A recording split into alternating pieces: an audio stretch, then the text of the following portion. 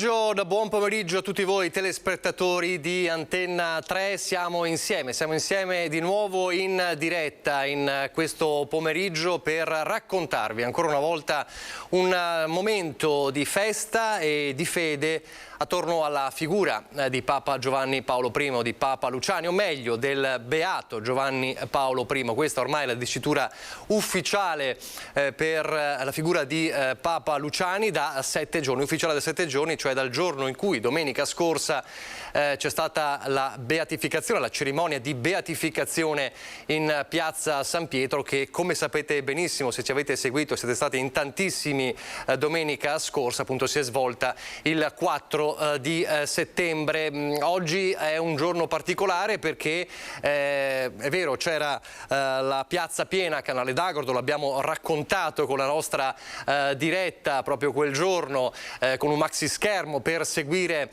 la messa in piazza San Pietro, ma oggi è il giorno di Canale d'Agordo, il giorno della festa per il paese di Papa Luciani, ed è il giorno in cui viene celebrata la messa di ringraziamento, la messa solenne di ringraziamento per la beatificazione di Albino Luciani, ed è un evento che prevede circa 2000 persone, più di 2000 persone proprio in piazza a Canale d'Agordo, un momento di festa, un momento che raccoglie 3 diocesi, e infatti a celebrare la messa che sarà appunto celebrata a partire dalle 16, che seguiremo in diretta, ci saranno il Patriarca di Venezia, Monsignor Francesco Moraglia, il Vescovo di Belluno Feltre, Monsignor Renato Marangoni, e il Vescovo di Vittorio Veneto, Monsignor Corrado Pizziolo. Dunque una giornata di festa, una giornata di fede, di ricordo, di celebrazione, perché l'emozione, diciamolo, non si è spenta, l'eco non si è spenta di questo momento importante, di questa consacrazione di una figura che ha segnato davvero il cuore di tanti, di tutti i fedeli, un pontificato breve, tra i più brevi della storia, ma davvero intenso. Lo diceva, e più tardi lo sentiremo, una delle nipoti di Papa Luciani: il pontificato di Albino Luciani è stato solo la punta di un iceberg, di una vita intensa in aiuto alle altre persone. Un pontificato insomma importante, ma è tutta la vita di Albino Luciani che è stata davvero importante. L'abbiamo ricordato tante volte, lo ricorderemo ancora oggi. E allora cosa faremo in quest'ora che precede la messa vera e propria che seguiremo in diretta? Cercheremo di avvicinarci a questo momento raccontando, come abbiamo fatto la scorsa settimana, le emozioni della piazza che si sta via via riempiendo, ma anche tornando a rivivere le emozioni di domenica scorsa, a partire dalla messa, ma anche dalle voci in piazza, e anche raccontando qualcosa di Albino Luciani attraverso testimonianze, ripercorrendo quello che è stato il processo di beatificazione, un processo lungo, 19 anni, scrupoloso e attento, ha detto il cardinale Beniamino Stella, che è il postulatore della causa di beatificazione. Insomma, l'ha detto proprio chiaramente, un percorso senza sconti, nonostante appunto la sua figura, proprio per essere maggiormente rigorosi per questa figura che meritava l'attenzione che ha appunto meritato e che continua a meritare. Allora, in attesa di collegarci con Canale d'Agordo, perché? Perché come la settimana scorsa vi racconteremo in quest'ora anche le emozioni della piazza che si riempie, e lo faremo con Tiziana Bolognani e con Nicoletta Rizzetto, come accaduto il 4 di settembre. In attesa di collegarci allora proprio con loro che si trovano in piazza, riviviamo subito il momento solenne della messa in piazza San Pietro domenica scorsa, il momento in cui Papa Giovanni Paolo I ha ricevuto la beatificazione. Beatissime Pater, ego Episcopus Bellunensis Feltrensis, humillime a sanctitate vestra peto, ut venerabilem servum Dei Ioannem Paulum primum Papam in numerum beatorum ad scribere benignissime digneris. Nos vota fratis nostri Renati Marangoni, Episcopi Bellunensi Feltrensi, nec non plurimorum aliorum fratrum et episcopatu, multorumquam Christi fidelium explentes de dicasteri de causis santorum consulto, Autoritate nostra apostolica, facultatem facimus, ut venerabilis servus Dei, Ioannis Paulus I, Papa, beati nomine imposterum appelletur, acque die 26 Augusti quotannis in locis et modis iuris statutis celebrari possit. In nomine Patris et Filii et Spiritus Sancti.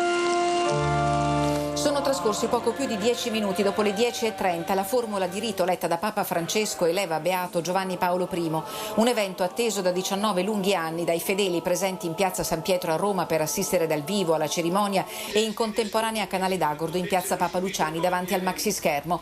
Giovanni Paolo I sarà chiamato beato e ogni anno nei luoghi e secondo le regole stabilite dal diritto sarà celebrato il 26 agosto, giorno della sua ascesa al Soglio di Pietro nel 1978. Lo svelamento di un arazzo raffigurante l'immagine di Albino Luciani, la consegna di una reliquia risalente al 1956, un manoscritto autografo del beato incastonato in un'opera realizzata dallo scultore bellunese Franco Murer, sono stati salutati da un lungo applauso. Papa Francesco ha concelebrato il rito con circa 400 tra cardinali, vescovi e sacerdoti, tra loro il postulatore della causa di canonizzazione, il cardinale Beniamino Stella, il segretario di Stato cardinale Pietro Parolin, il patriarca di Venezia Moraglia, i vescovi di Belluno Feltre e Marangoni e di Vittorio Veneto Pizziolo. Alla celebrazione erano presenti il capo dello Stato Mattarella, il ministro per i rapporti con il Parlamento D'Incà, il presidente della regione Veneto Zaia e il presidente della provincia di Belluno Padrin. Nella sua omelia Papa Francesco ha spiegato che Papa Luciani ha vissuto nella gioia del Vangelo senza compromessi, amando fino alla fine, incarnando la povertà del discepolo, pastore mite e umile, seguendo l'esempio di Gesù. Dopo l'Eucaristia e prima della benedizione, il Santo Padre ha rivolto un pensiero ai fedeli. Saluto tutti voi pellegrini, in modo speciale i fedeli di Venezia, Belluno e Vittorio Veneto.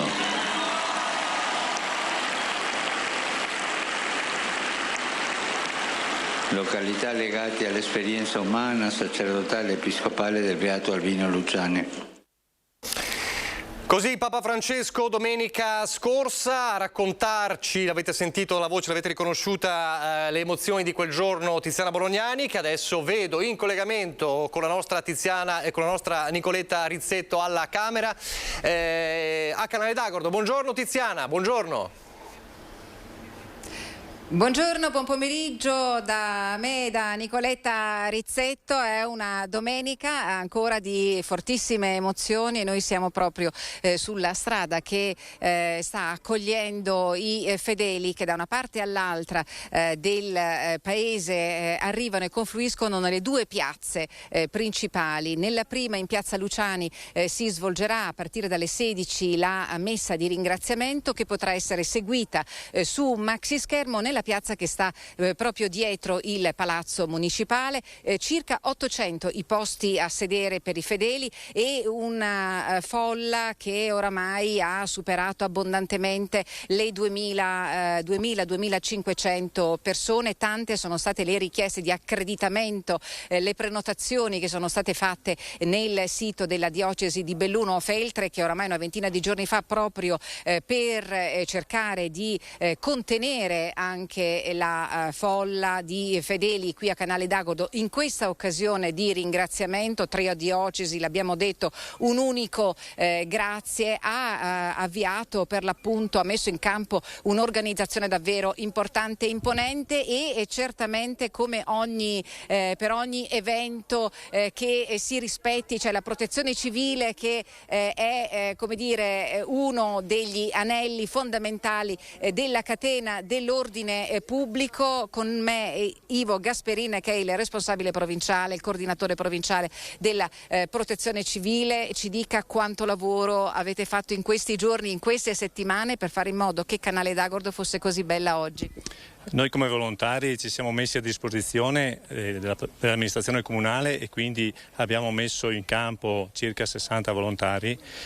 Nell'organizzazione normale noi abbiamo solo il supporto, per cui che dirige il comune, e quindi tutto quello che ci è stato chiesto, viabilità, parcheggi, assistenza, lo stiamo facendo mettendo in campo appunto le 50-60 persone che in questo momento stanno dirigendo un po' quello che è l'afflusso. Sia all'ingresso del paese sulla Gordina che da questa parte, lungo questa via, che è la via di fatto che poi porta ai parcheggi e alla casa natale di Papa Luciani. Certo, il comune di Canale ha un problema per cui contenere 2000 persone e lasciare la strada aperta è stato un vincolo per il quale ci ha impegnato molto, ma vedo che il flusso è stato regolare, per cui le 2000 persone ci stanno e i parcheggi li stiamo riempendo, quindi è andato tutto liscio fino a questo momento. Poi ci sarà il deflusso che avrà i problemi soliti, perché purtroppo è una strada unica che attraversa il paese.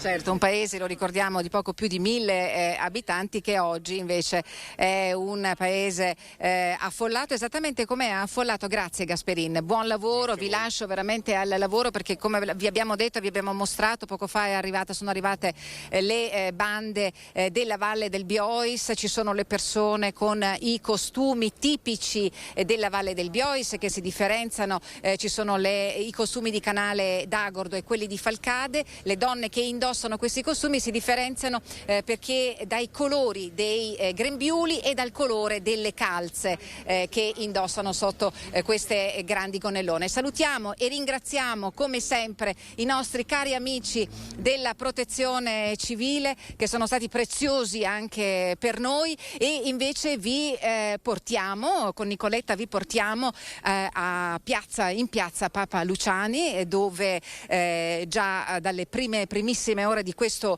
pomeriggio, senza parlare della giornata di ieri, perché è veramente un continuum di manifestazioni, di eventi iniziati già a partire dalla vigilia della domenica di beatificazione, che sono andate avanti per tutta la settimana. Ieri sapete che la ragazza argentina che è guarita grazie all'intercessione di Papa Luciani non è potuta essere presente né in piazza San Pietro né a Canale d'Agordo, e ha mandato un video. Ieri si è tenuta una serata speciale proprio per sentire le parole di questa giovane che aveva rischiato la vita quando era proprio una bambina, e che oggi invece vive, grazie all'intercessione, al miracolo di Papa Luciani, del Beato Luciani, una guarigione che non è stata spiegata scientificamente. Con Nicoletta allora andiamo e vi facciamo vedere. Intanto chiaramente le forze dell'ordine schierate. Durante la settimana si sono svolte più riunioni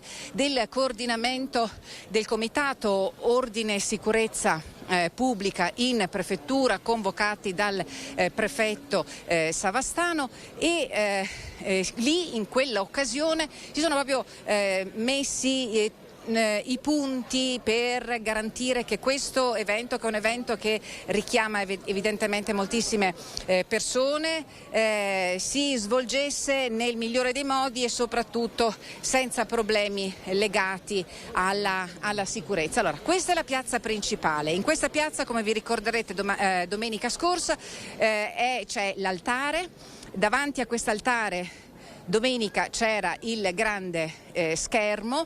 I posti a sedere sono all'incirca 400 posti a sedere per le autorità.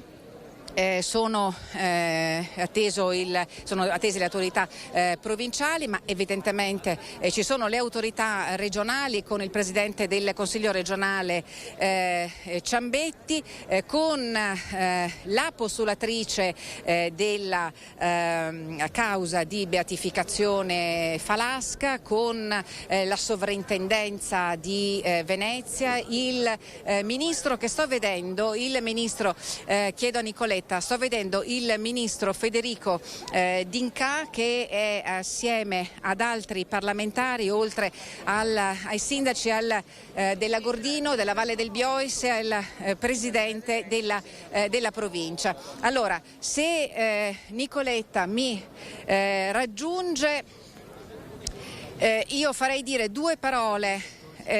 Ministro, siamo in diretta per Antenna 3 e siamo in diretta. Lei era in piazza domenica scorsa, in piazza San Pietro, e oggi è qui per testimoniare la beatitudine evidentemente di Albino Luciani.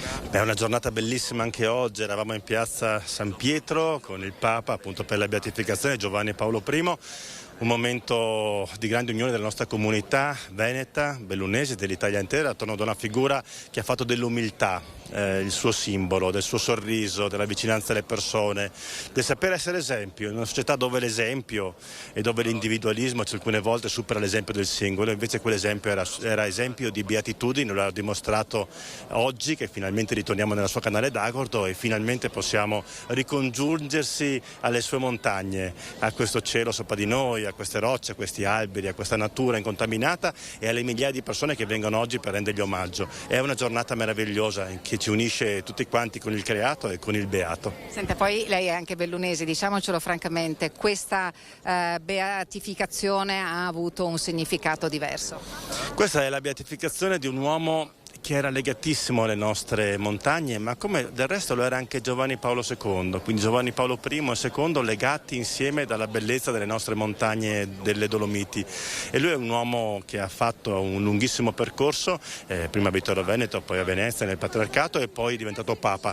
È veramente una persona vicina a tutti quanti noi e noi ne siamo felicissimi. Tra l'altro io ho vissuto un'esperienza in più, anche se posso ve la racconto. Da qui sono partito nel 2000, nell'anno del Giubileo, a cavallo, io seguivo i cavalli lungo un percorso per il Giubileo che ci ha portato fino in piazza San Pietro con 36 cavalieri, con la banda dei carabinieri, per testimoniare in quel momento un grande messaggio di pace che è tutt'oggi attuale nel mondo intero e mi auguro che la beatificazione di Papa Luciani possa essere per tutti noi in questo momento così difficile a livello internazionale una testimonianza di pace e ne abbiamo assolutamente bisogno. Grazie Ministro, grazie. Allora ringraziamo il Ministro Federico D'Incà, abbiamo attraversato rapidamente e velocemente Piazza Luciani e vi facciamo vedere alle nostre spalle c'è sistemato il coro proprio davanti all'edicola e al bar della piazza. I fedeli hanno preso posto, come vi dicevo poc'anzi, dalle prime ore di questo pomeriggio. Tutta la parte centrale è dedicata, riservata ai posti per le autorità, però con Nicoletta adesso facciamo una camminata veloce alla Montanara per andare per farvi vedere rapidamente anche le sedie che sono state sistemate di là del municipio. Questo è l'ingresso della chiesa con un via vai di cui veramente non si può raccontare a parole, perché le parole sono anche le parole di chi vi parla, sono parole piene di dense di emozione. Nella vallata gordina ho trascorso la mia adolescenza e devo dirvi che la figura di Papa Luciani era oggettivamente importante sin dagli anni 70. Allora, queste sono le persone, sono più di 400 posti. Qui c'è il maxi schermo che è stato sistemato per dare la possibilità anche a questi fedeli di poter seguire praticamente in diretta, prego signora, praticamente in diretta la funzione religiosa. E così chi è riuscito a prenotare, ad essere qui a Canale dal vivo, può sentire e vivere queste emozioni. Gli altri lo seguono grazie ad Antenna 3, che anche in questa occasione, così come domenica scorsa, vi sta trasmettendo questo evento che oltre ogni ragionevole dubbio resterà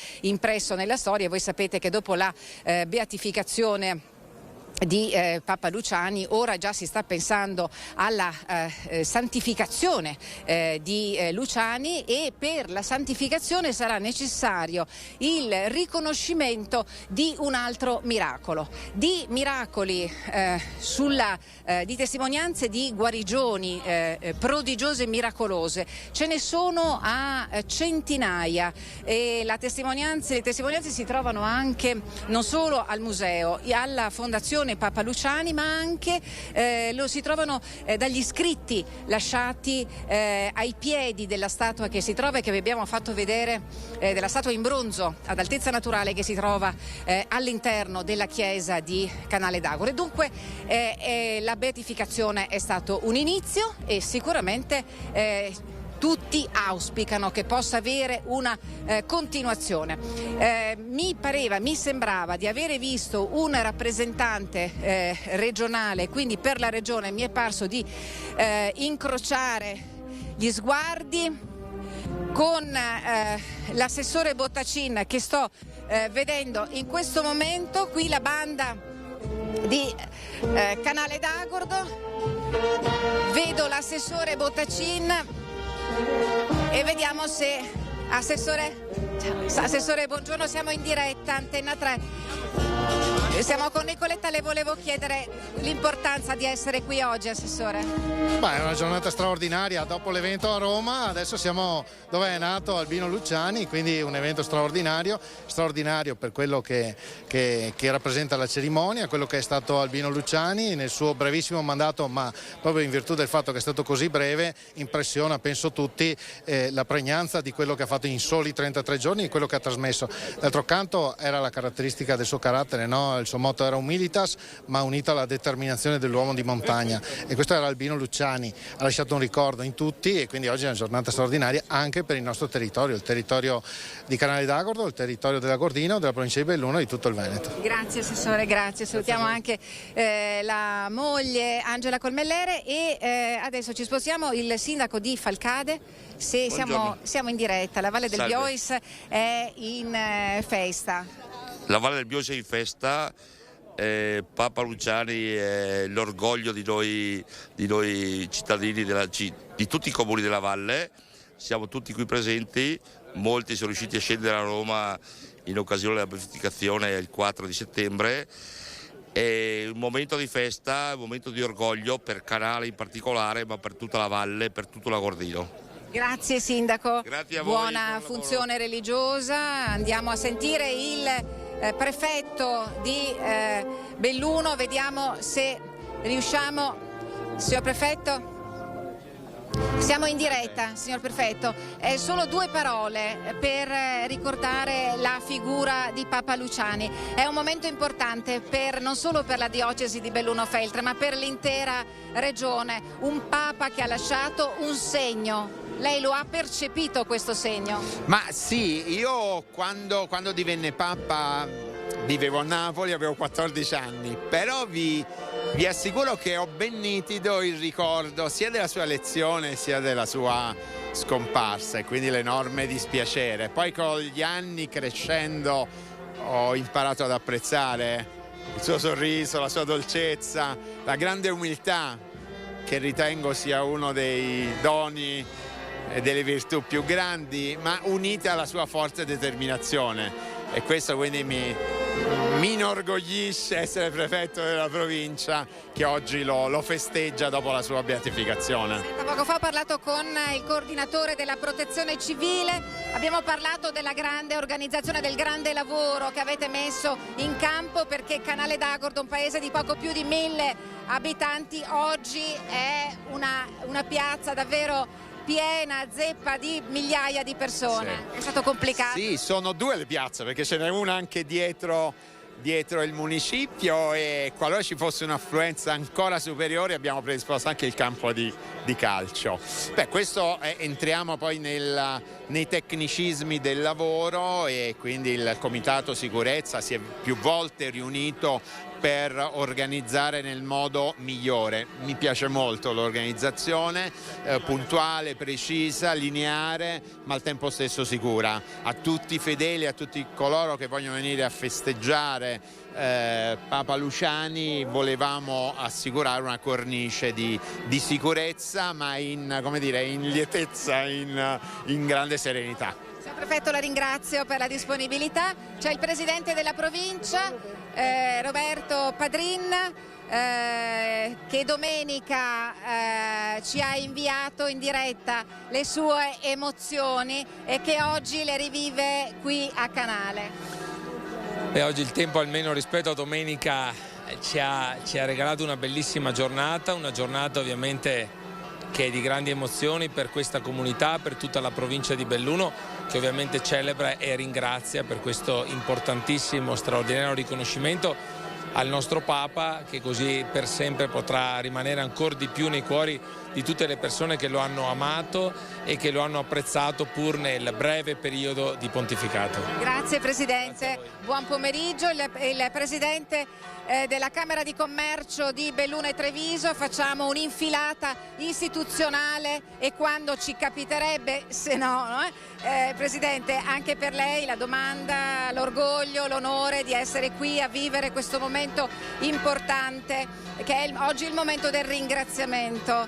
La beatificazione di Papa Luciani è stato un momento davvero di grande importanza per non solo la comunità bellunese ma per la comunità di Vittorio Veneto e quella di Venezia. È vero, poi c'è un legame particolare tra la Camera di Commercio e la famiglia Luciani. Un mio predecessore è stato presidente di Camera e il salone più importante è dedicato proprio a Luciani.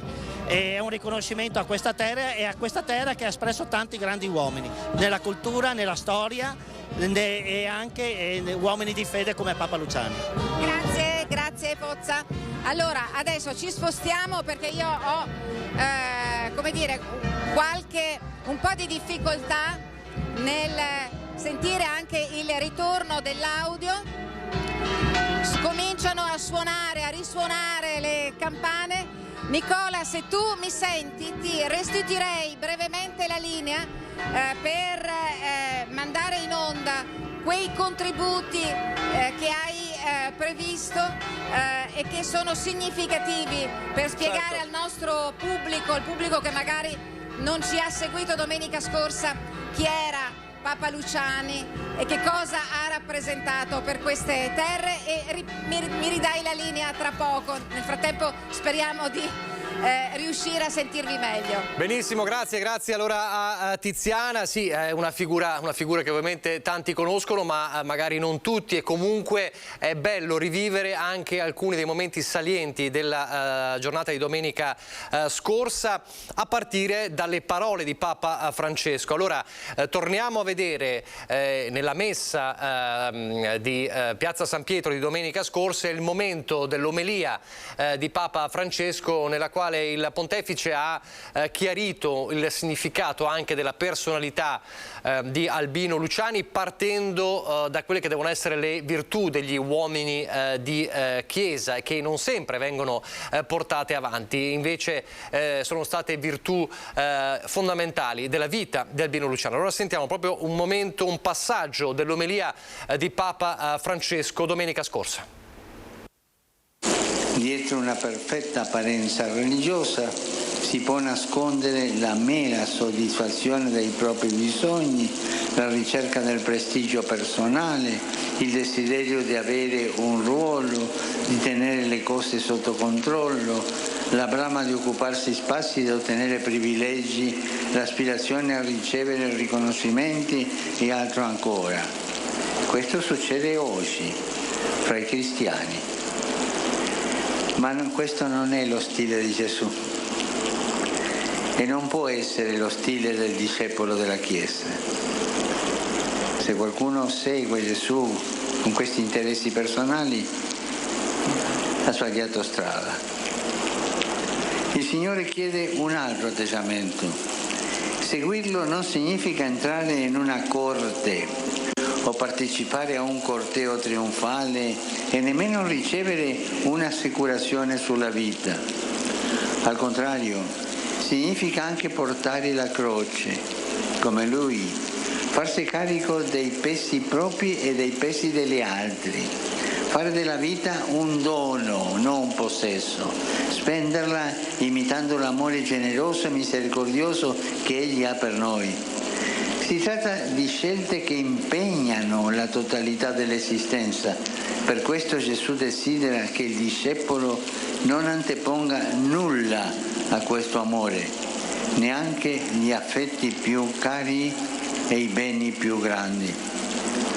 Ma per fare ciò bisogna guardare a Lui più che a noi stessi, imparare l'amore e attingerlo dal crocifisso. Lì vediamo quell'amore che si dona fino alla fine, senza misura e senza confine. La misura dell'amore è amare senza misura. Noi stessi, disse Papa Luciani, siamo oggetto da parte di Dio di un amore intramontabile. Intramontabile non si eclissa mai dalla nostra vita, risplende su di noi e illumina anche le notti più oscure. E allora, guardando al crocifisso, siamo chiamati all'altezza di quell'amore, a purificarci delle nostre idee distorte su Dio e dalle nostre chiusure, ad amare Lui e gli altri nella Chiesa e nella società, anche coloro che non la pensano come noi, persino i nemici. Amare, anche se costa la croce del sacrificio, del silenzio, dell'incomprensione, della solitudine, dell'essere ostacolati e perseguitati. Amare così anche a questo prezzo, perché diceva ancora il beato Giovanni Paolo I, se vuoi baciare Gesù crocifisso non puoi fare a meno di piegarti sulla croce e lasciarti pungere da qualche spina della corona che è sul capo del Signore. L'amore fino in fondo, con tutte le sue spine, non le cose fatte a metà, gli accomodamenti o il quieto vivere. Se non puntiamo in alto, se non rischiamo, se ci accontentiamo di una fede all'acqua di rose, siamo, dice Gesù, come chi vuole costruire una torre ma non calcola bene i mezzi per farlo. Costui getta le fondamenta e poi non è in grado di finire il lavoro. Se per paura di perderci rinunciamo a donarci, lasciamo le cose incompiute, le relazioni, il lavoro, la responsabilità che ci sono affidate, i sogni, anche la fede. E allora finiamo per vivere a metà. E quanta gente vive a metà, anche noi. Tante volte abbiamo la tentazione di vivere a metà. Vivere senza mai fare il passo decisivo, questo significa vivere a metà, senza decollare, senza rischiare per il bene, senza impegnarci davvero per le altre. Gesù ci chiede questo: vivi il Vangelo e vivrai la vita, non a metà, ma fino in fondo. Vive il Vangelo, vive la vita senza compromessi. Fratelli e sorelle, il nuovo beato ha vissuto così, nella gioia del Vangelo, senza compromessi, amando fino alla fine. Egli ha incarnato la povertà del discepolo, che non è solo distaccarsi dai beni materiali, ma soprattutto vincere la tentazione di mettere il proprio io al centro o cercare la propria gloria. Al contrario, seguendo l'esempio di Gesù, è stato pastore mite e umile. Considerava se stesso come la polvere su cui Dio si era degnato di scrivere. Perciò diceva: il Signore ha tanto raccomandato, siate umili, anche se avete fatto delle grandi cose, dite siamo servi inutili. E con il sorriso Papa Luciani è riuscito a trasmettere la bontà del Signore. È bella una chiesa con il volto lieto, il volto sereno, il volto sorridente. Una Chiesa che non chiude mai le porte, che non insaprisce i cuori, che non si lamenta e non cova risentimento. Non è arrabbiata, una Chiesa non arrabbiata. Non è insofferente, non si presenta in modo acigno, non soffre di nostalgie del passato, cadendo nell'indietrismo. Preghiamo questo nostro Padre fratello, chiediamo che ci ottenga il sorriso dell'anima, quello trasparente, quello che non inganna, il sorriso dell'anima. Chiediamo con le sue parole quello che lui stesso era solito domandare e diceva così: Signore, prendimi come sono, con i miei difetti, con le mie mancanze, ma fammi diventare come tu me desideri. Amen.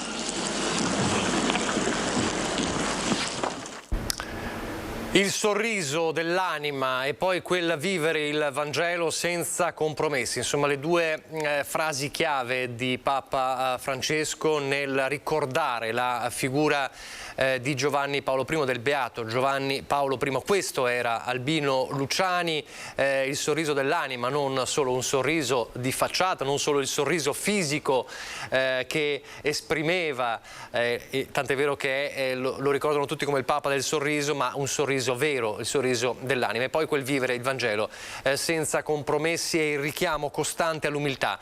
Così lo hanno conosciuto e così lo ricordano i tanti fedeli che in questo momento, abbiamo visto già nelle prime immagini, stanno affollando la piazza. Così lo ricordano i fedeli che hanno affollato la piazza domenica scorsa durante la messa in collegamento, la messa di Piazza San Pietro. Allora, prima di tornare alla piazza oggi, vediamo la piazza di 7 giorni fa e le emozioni alla fine delle celebrazioni raccolte sempre da Tiziana Bolognani.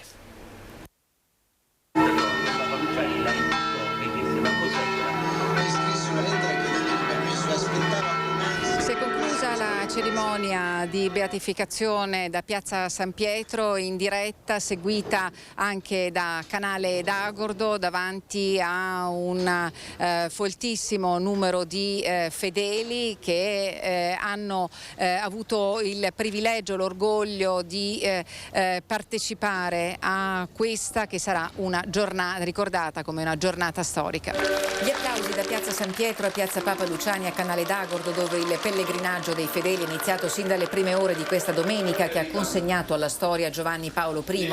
Gioia e trepidazione tra la gente arrivata da ogni parte del Veneto e dai villeggianti presenti per testimoniare la devozione che si respira in ogni angolo del paese natale di Albino Luciani. È stato un uomo che ha preso per il cuore tutta la gente, io credo, perché con semplicità, con umiltà, come diceva sempre lui, ha fatto delle cose grandissime.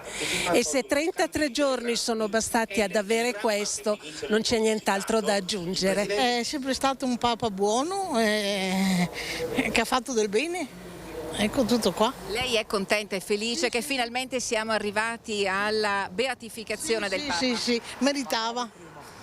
Come dice? Magari prima. Poteva essere fatte prima? Sì, sicuramente. C'è dentro di noi, dentro di me qualcosa che è il Papa del mio paese, di questo paese. E quindi oggi lei non ha voluto mancare? Assolutamente no.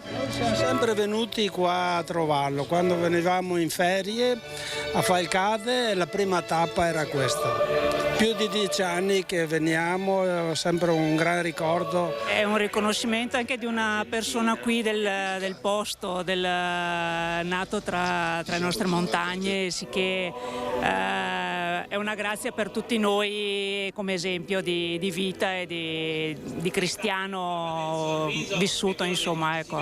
La sua immagine scolpita a grandezza naturale in bronzo, conservata all'ingresso della chiesa parrocchiale, raduna ai piedi ex voto richieste di grazia, le foto di chi a Papa Luciani ha rivolto le proprie preghiere. Via vai di gente al museo intitolato al Beato e all'ufficio della Sala Comunale per l'annullo filatelico del francobollo papale.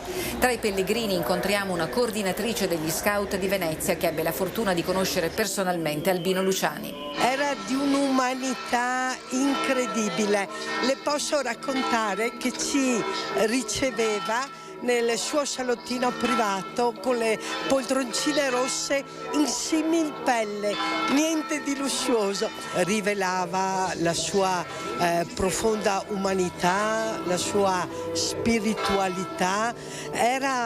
Ci sembrava di essere proprio con un amico. Da Roma il messaggio del presidente della provincia di Belluno, Roberto Padrin. Oggi siamo stati qui insieme ai familiari, insieme a tantissime autorità, insieme al mondo della Chiesa, che si è riunito attorno ad una figura che resterà per sempre nella storia e che purtroppo abbiamo perso dopo troppo poco tempo. Domenica prossima a Canale d'Agordo alle 16 la messa solenne di ringraziamento per la beatificazione di Papa Luciani. Il vescovo Renato Marangoni concelebrerà il rito presieduto dal patriarca di Venezia, unitamente al vescovo di Vittorio Veneto e al vescovo emerito Giuseppe Andric.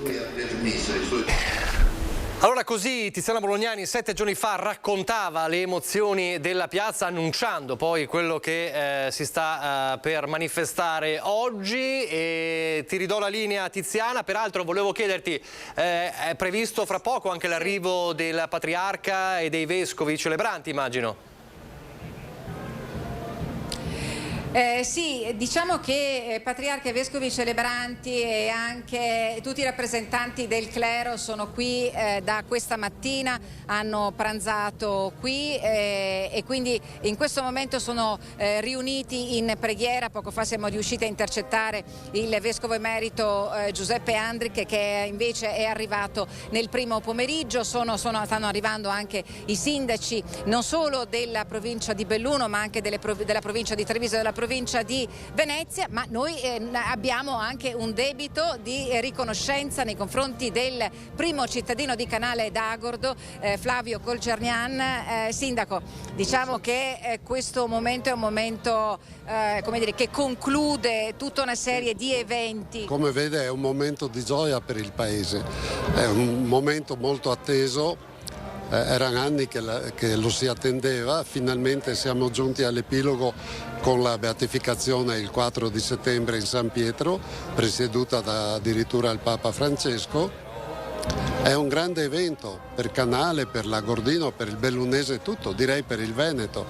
D'altronde è stato vescovo a Vittorio Veneto e patriarca anche di Venezia, quindi la sua testimonianza porta una testimonianza forte del Veneto. Grazie Sindaco, perché dunque lei ci diceva con oggi si concludono gli eventi e pur tuttavia il flusso di fedeli in questo mese continuerà ad essere costante, perché restano aperti il museo, la casa di Papa Luciani. Ci sono stati tutta una serie di eventi, con oggi si celebra con questa messa una messa di ringraziamento presieduta dal patriarca di Venezia, da 8 vescovi.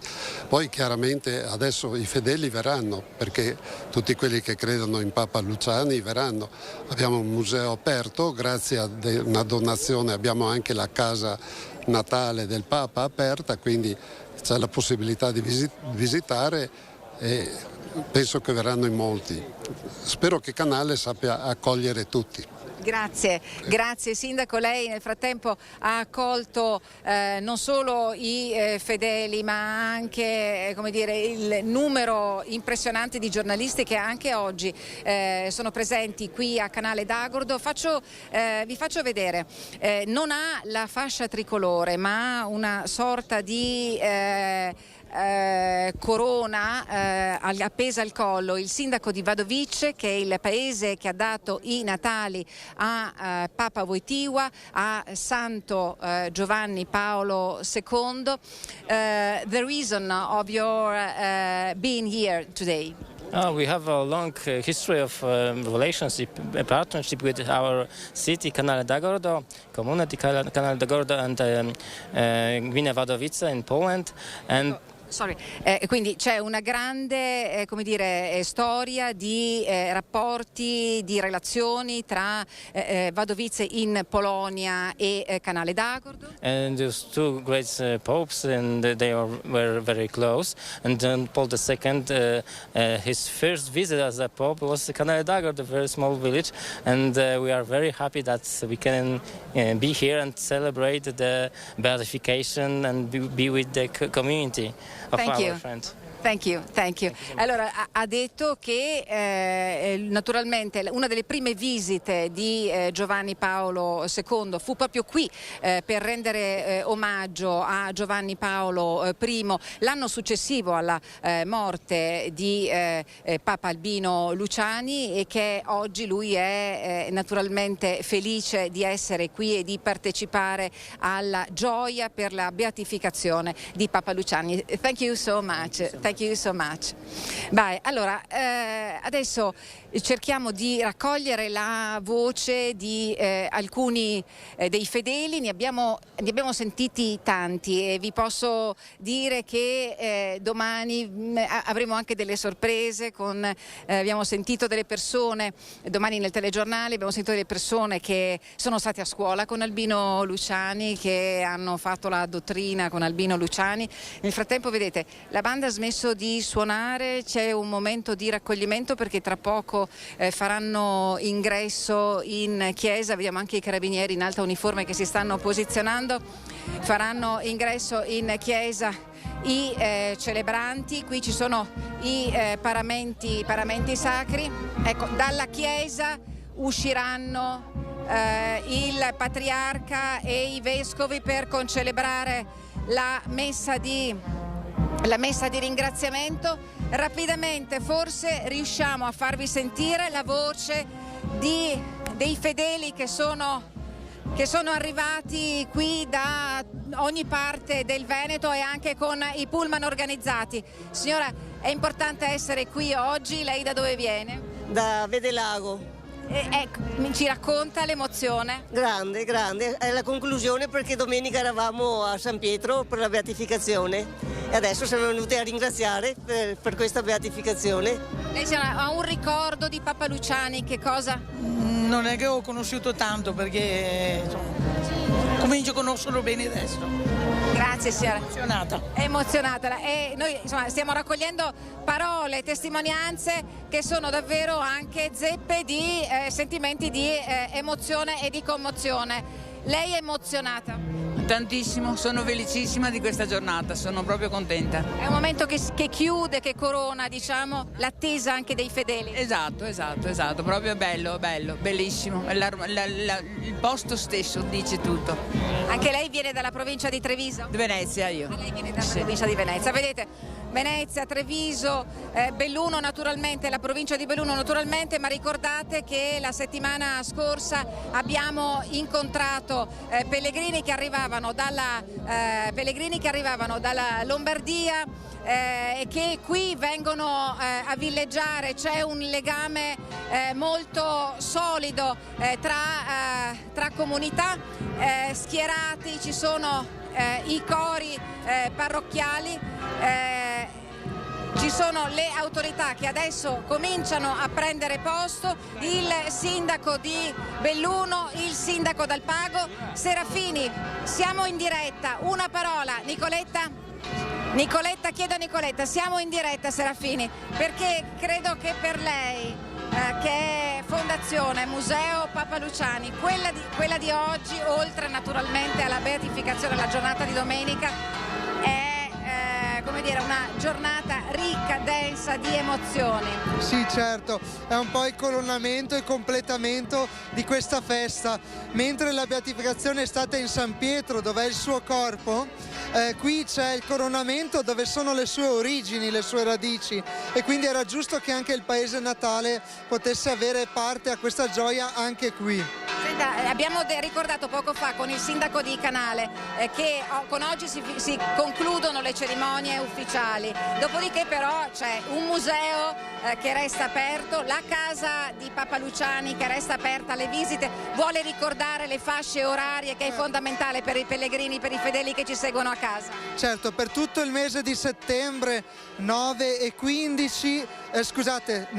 12, 15 e 18 tutti i giorni, a partire dal mese di ottobre in fine settimana con lo stesso orario, il venerdì, il sabato e la domenica, quindi 9, 12, 15, 18. Grazie Serafini, buona festa, possiamo dire, buona festa di ringraziamento.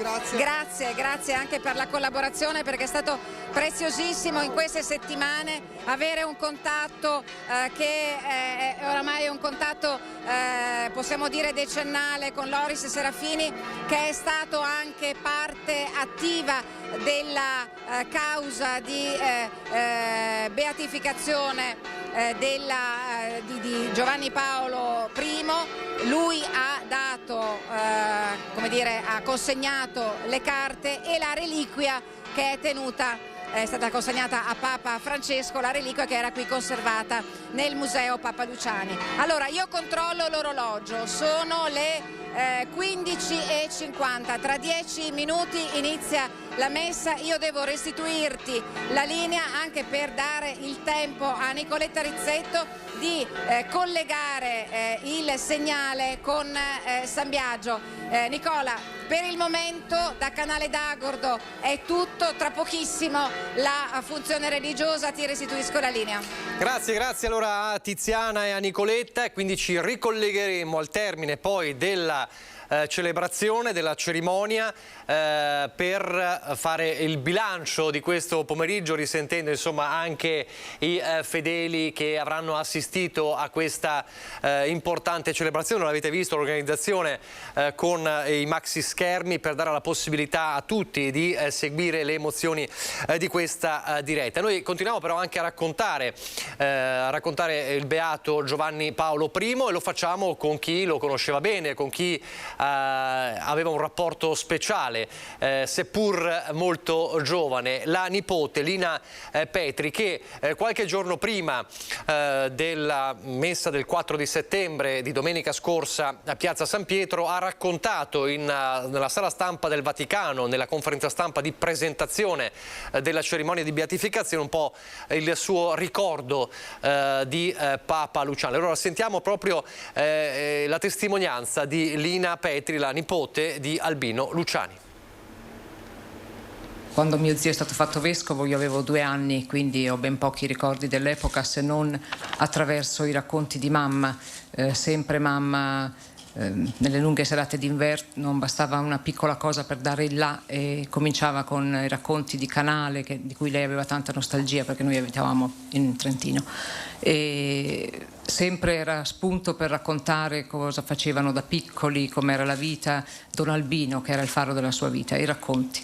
Non mi soffermo, ricordo solo tutte le volte che ci parlava del periodo della guerra, di quando lei andava a Belluno a trovarlo, qualche volta anche per qualche servizio di aiuto. Certe volte gli è successo di dover portare lettere o messaggi di zio. Abbiamo saputo poi, la storia ce lo dice, che anche lo zio si è adoperato molto per salvare persone in pericolo, anche ebrei.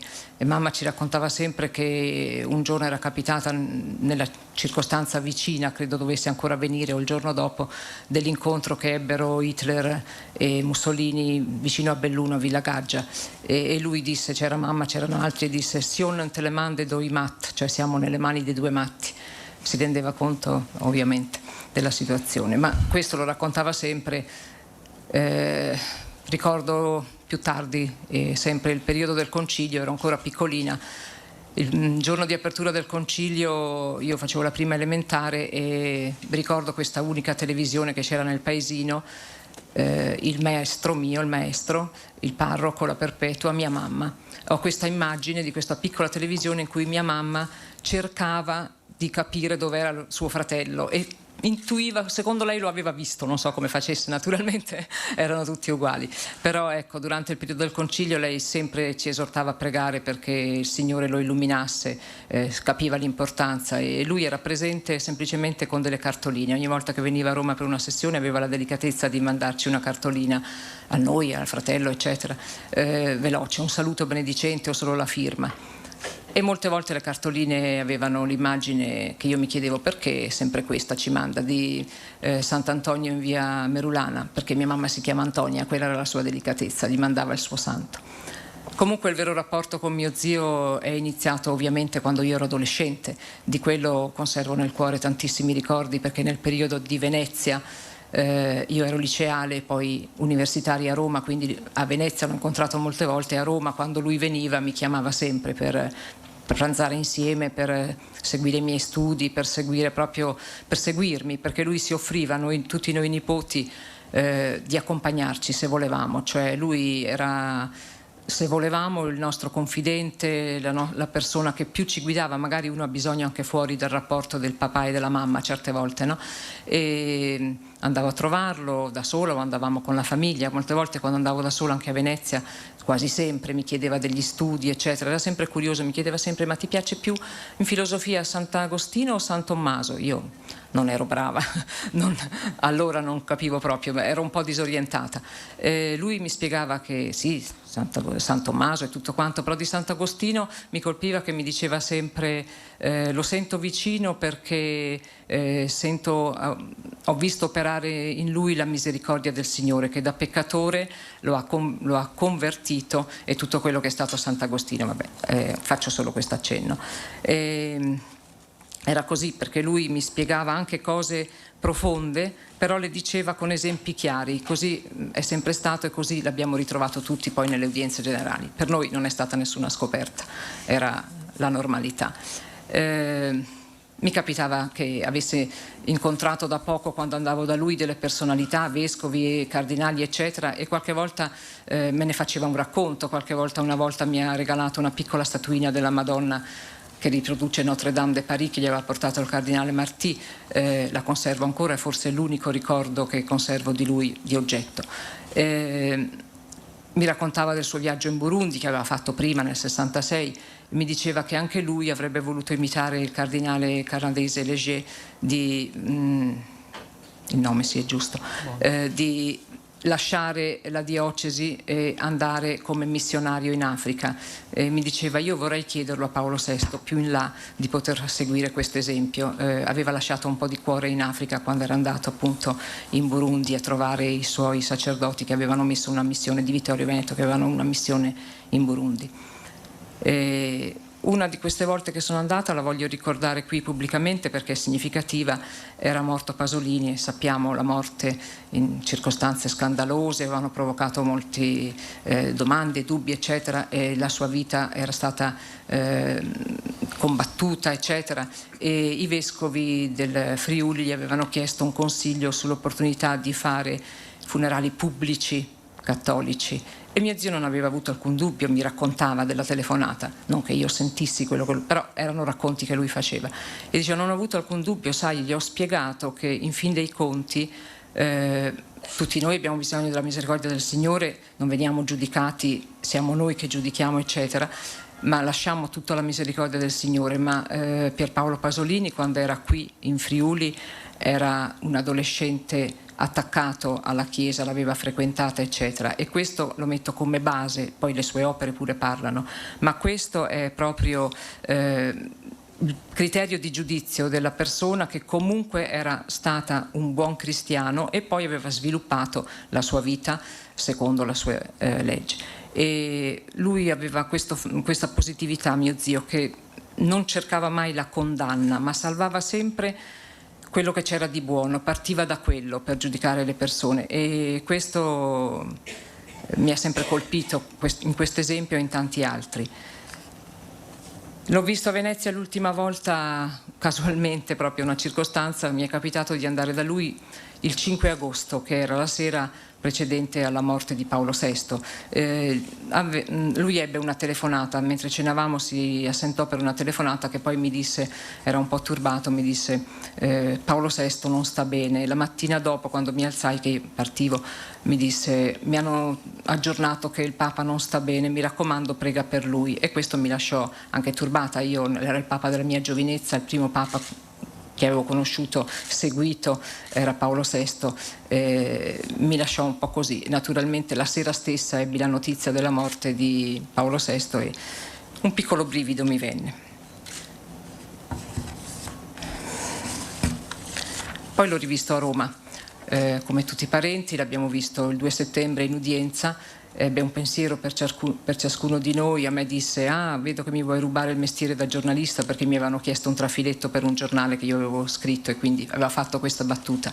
Ma la cosa seria fu che lui ci disse a mamma prima, a suo fratello e poi a tutti noi: state tranquilli, io non ho fatto niente per arrivare qui, state tranquilli voi come sono tranquillo io. E questa cosa ci ha tranquillizzato sempre, nel pontificato e nella morte. Non abbiamo mai pensato niente di particolare, siamo tranquilli che il Signore gli ha dato questo mese di servizio visto da tutti, come se fosse un aspetto, come una punta di un iceberg, come diceva Stefania. E quando io sono stata quella mattina dopo la morte, il 29 settembre, ero a Roma, quindi sono potuta salire nell'appartamento quando lui ancora era nel letto di morte. Ho visto il Papa sereno, mi ha colpito la fotografia. Sulla scrivania c'era solo la croce, un crocifisso, e la fotografia dei suoi genitori, della mamma a cui lui voleva tanto bene, del papà e della piccola nipote, la prima nipote Pia. Questa è la testimonianza, insomma, molto significativa della nipote di Albino Luciani. Avete sentito le parole, il ritratto di questo pontefice, di quest'uomo caratterizzato dalla profonda umiltà ma anche dalla positività. Insomma, l'episodio riferito per Paolo Pasolini è significativo, la positività nel giudicare sempre gli altri partendo dalle cose buone. Siamo davvero ormai a ridosso dell'inizio della celebrazione, che inizia ufficialmente alle 16, quindi fra qualche istante, quindi fra poco ci colleghiamo subito con Canale d'Agordo per l'inizio della messa.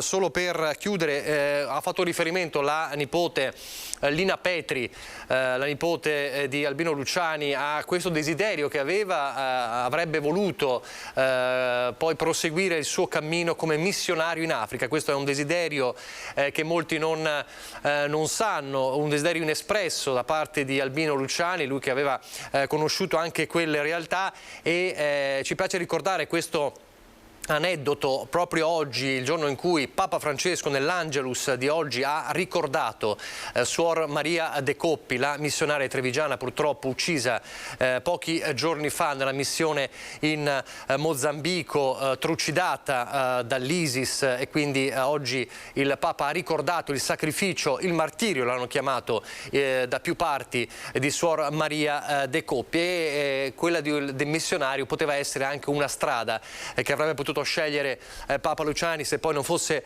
diventato vescovo e poi pontefice. Questa figura davvero importante per il quale oggi si celebra la messa solenne di ringraziamento che sta per iniziare in questo istante.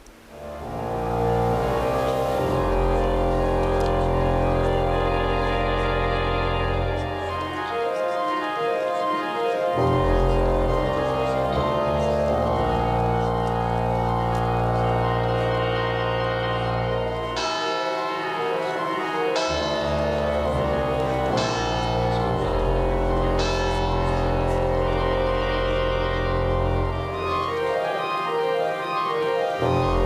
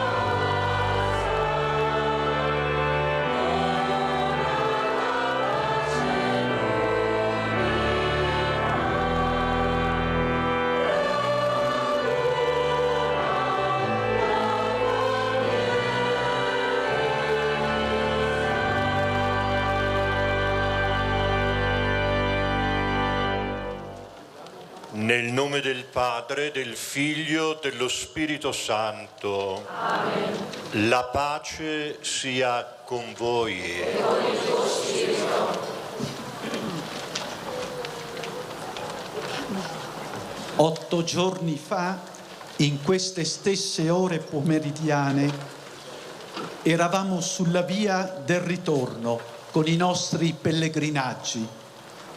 Oggi siamo in una tappa speciale di questo rientro, in particolare per le nostre chiese di Belluno Feltre, Vittorio Veneto e Venezia, ma non solo.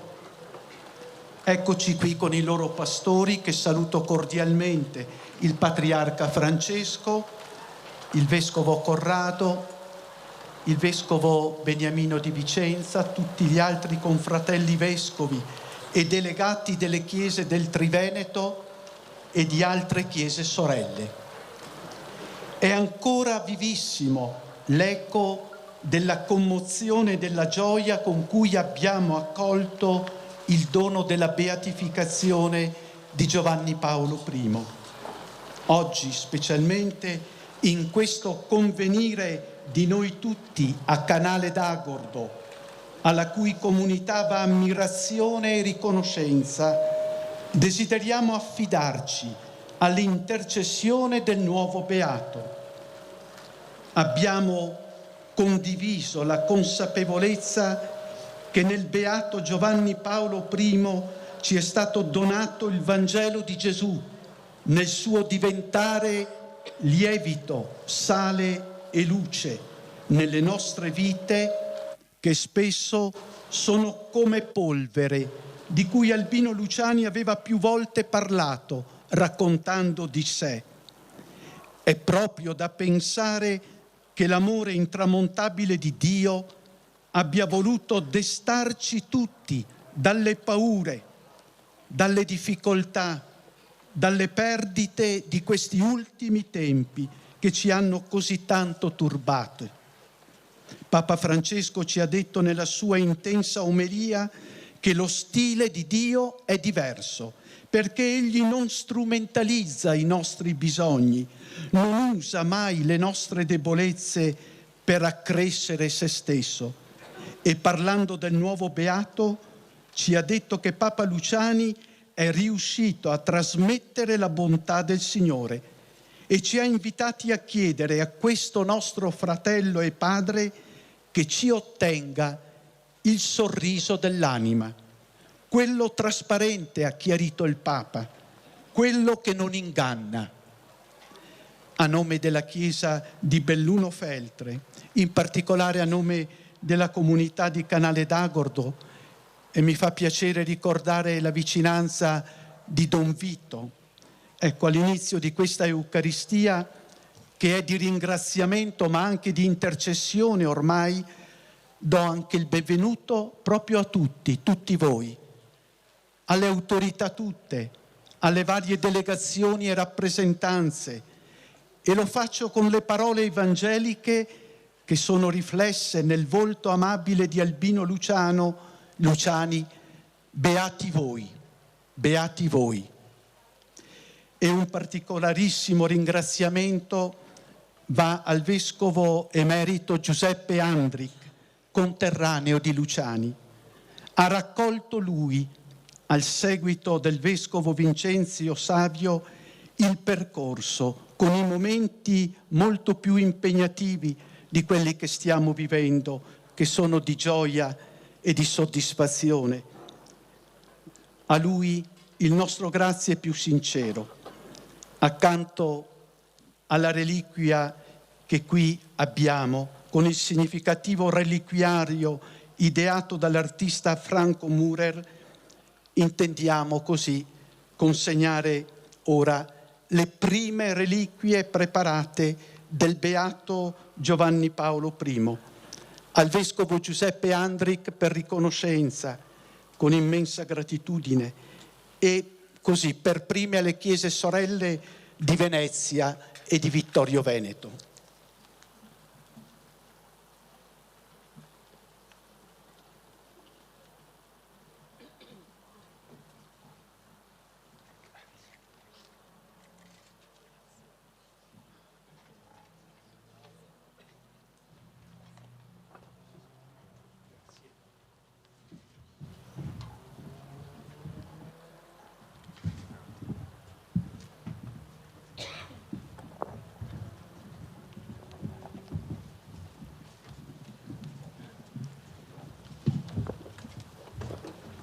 Fratelli e sorelle carissimi, oggi, celebrando la vittoria di Cristo sul peccato e sulla morte, siamo chiamati a morire al peccato per risorgere alla vita nuova.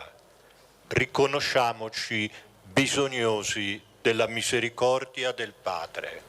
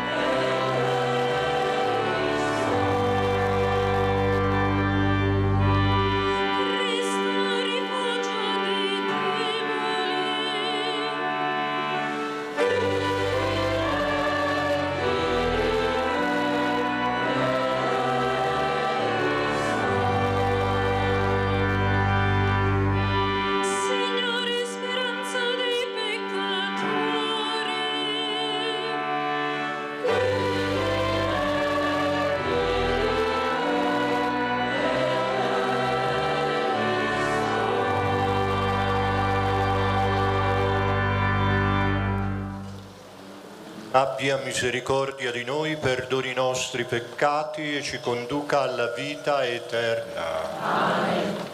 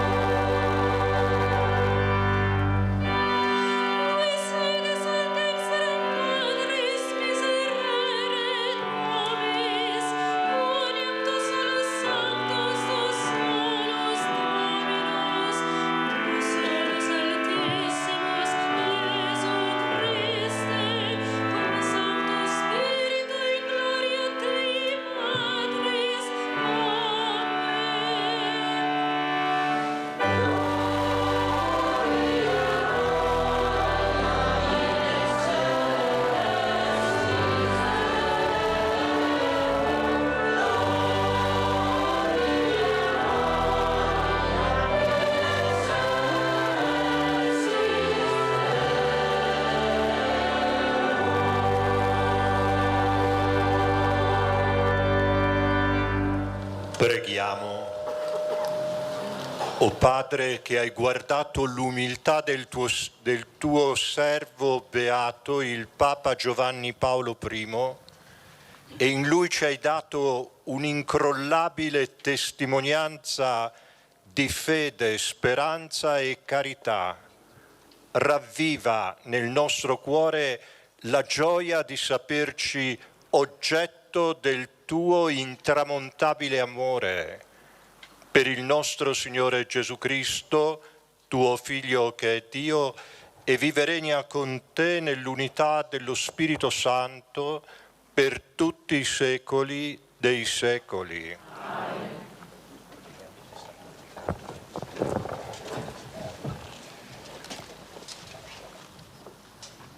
Dal libro del profeta Isaia. Lo Spirito del Signore Dio è su di me, perché il Signore mi ha consacrato con l'unzione, mi ha mandato a portare il lieto annuncio ai miseri, a fasciare le piaghe dei cuori spezzati, a proclamare la libertà degli schiavi, la scarcerazione dei prigionieri, a promulgare l'anno di grazia del Signore, il giorno di vendetta del nostro Dio, per consolare tutti gli afflitti, per dare agli afflitti di Sion una corona invece della cenere, olio di letizia invece dell'abito da lutto, veste di lode invece di uno spirito mesto. Parola di Dio.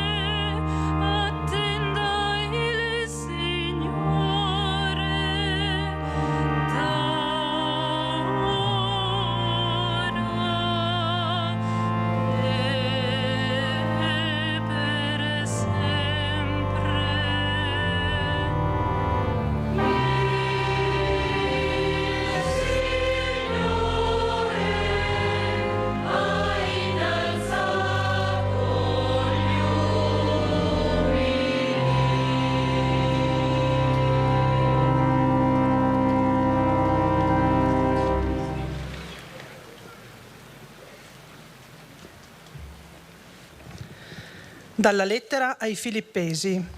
Fratelli, abbiate in voi gli stessi sentimenti di Cristo Gesù. Egli, pur essendo nella condizione di Dio, non ritenne un privilegio l'essere come Dio, ma svuotò se stesso, assumendo una condizione di servo, diventando simile agli uomini. Dall'aspetto riconosciuto come uomo, umiliò se stesso, facendosi obbediente fino alla morte e a una morte di croce. Per questo Dio lo esaltò e gli donò il nome che è al di sopra di ogni nome, perché nel nome di Gesù ogni ginocchio si pieghi nei cieli, sulla terra e sottoterra, e ogni lingua proclami: Gesù Cristo è Signore, a gloria di Dio Padre. Parola di Dio.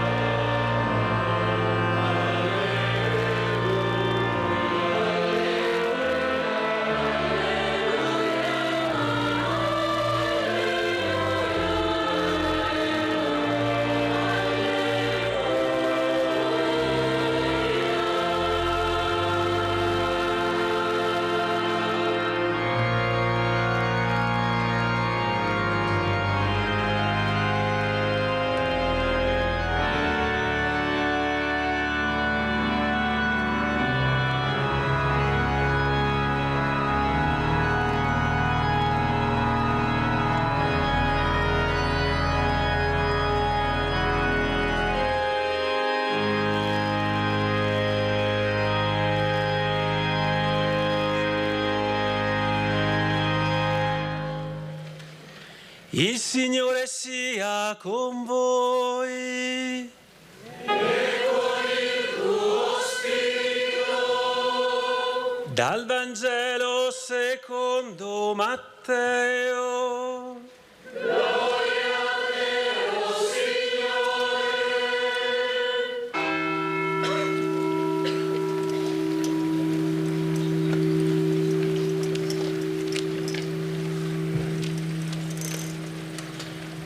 In quel tempo Gesù disse: Ti rendo lode, Padre, Signore del cielo e della terra, perché hai nascosto queste cose ai sapienti e ai dotti e le hai rivelate ai piccoli.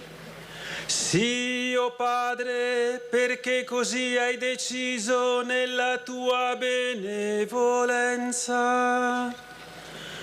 Tutto è stato dato a me dal Padre mio, nessuno conosce il Figlio se non il Padre, e nessuno conosce il Padre se non il Figlio, e colui al quale il Figlio vorrà rivelarlo. Venite a me, voi tutti che siete stanchi e oppressi, e io vi darò ristoro.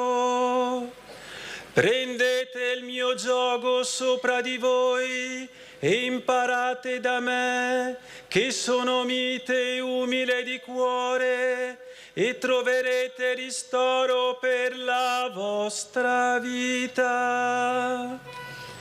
Il mio giogo infatti è dolce e il mio peso leggero. Parola del Signore.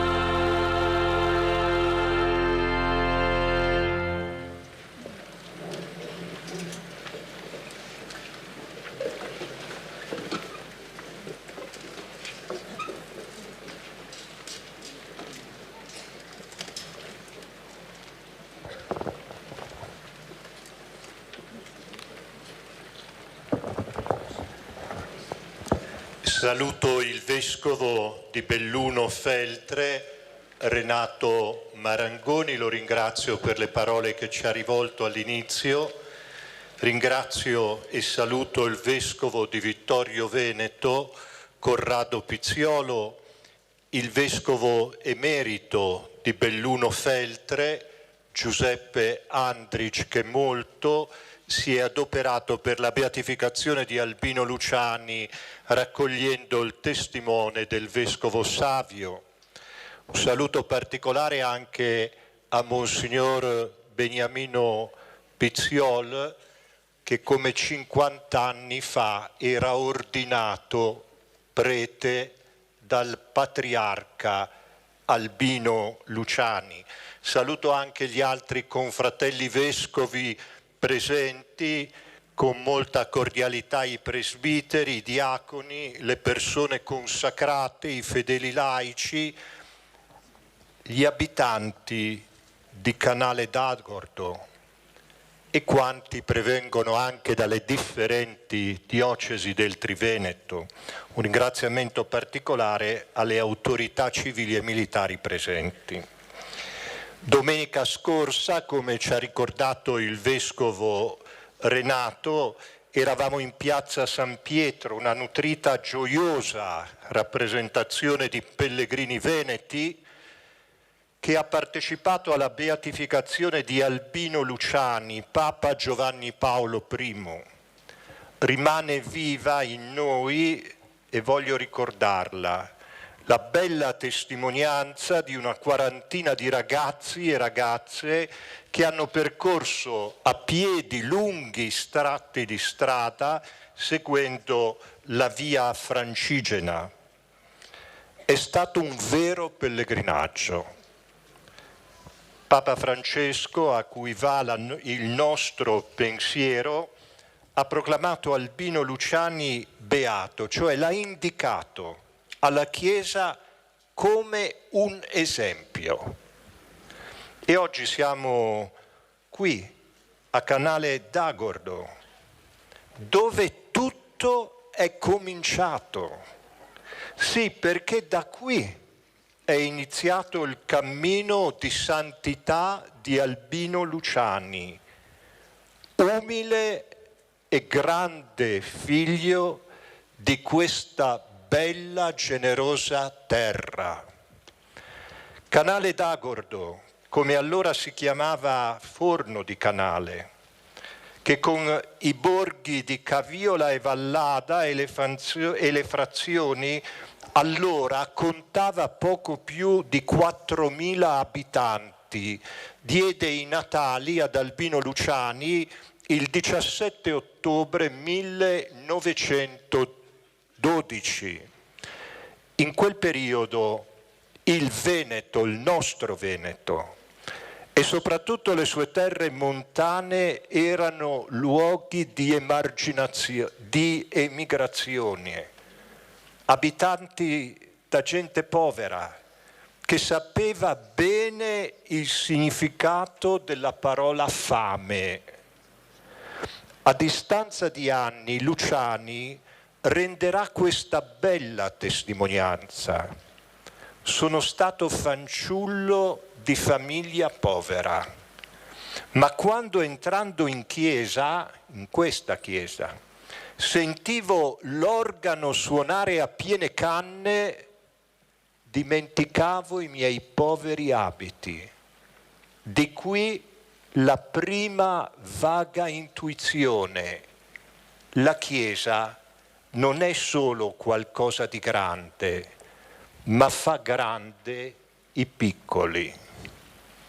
La preghiera di Colletta appena recitata ci ha ricordato la straordinaria umiltà di Luciani, ma anche l'incrollabile testimonianza di fede, speranza e carità che Dio Padre ci offre nel nuovo beato come segno del suo intramontabile amore.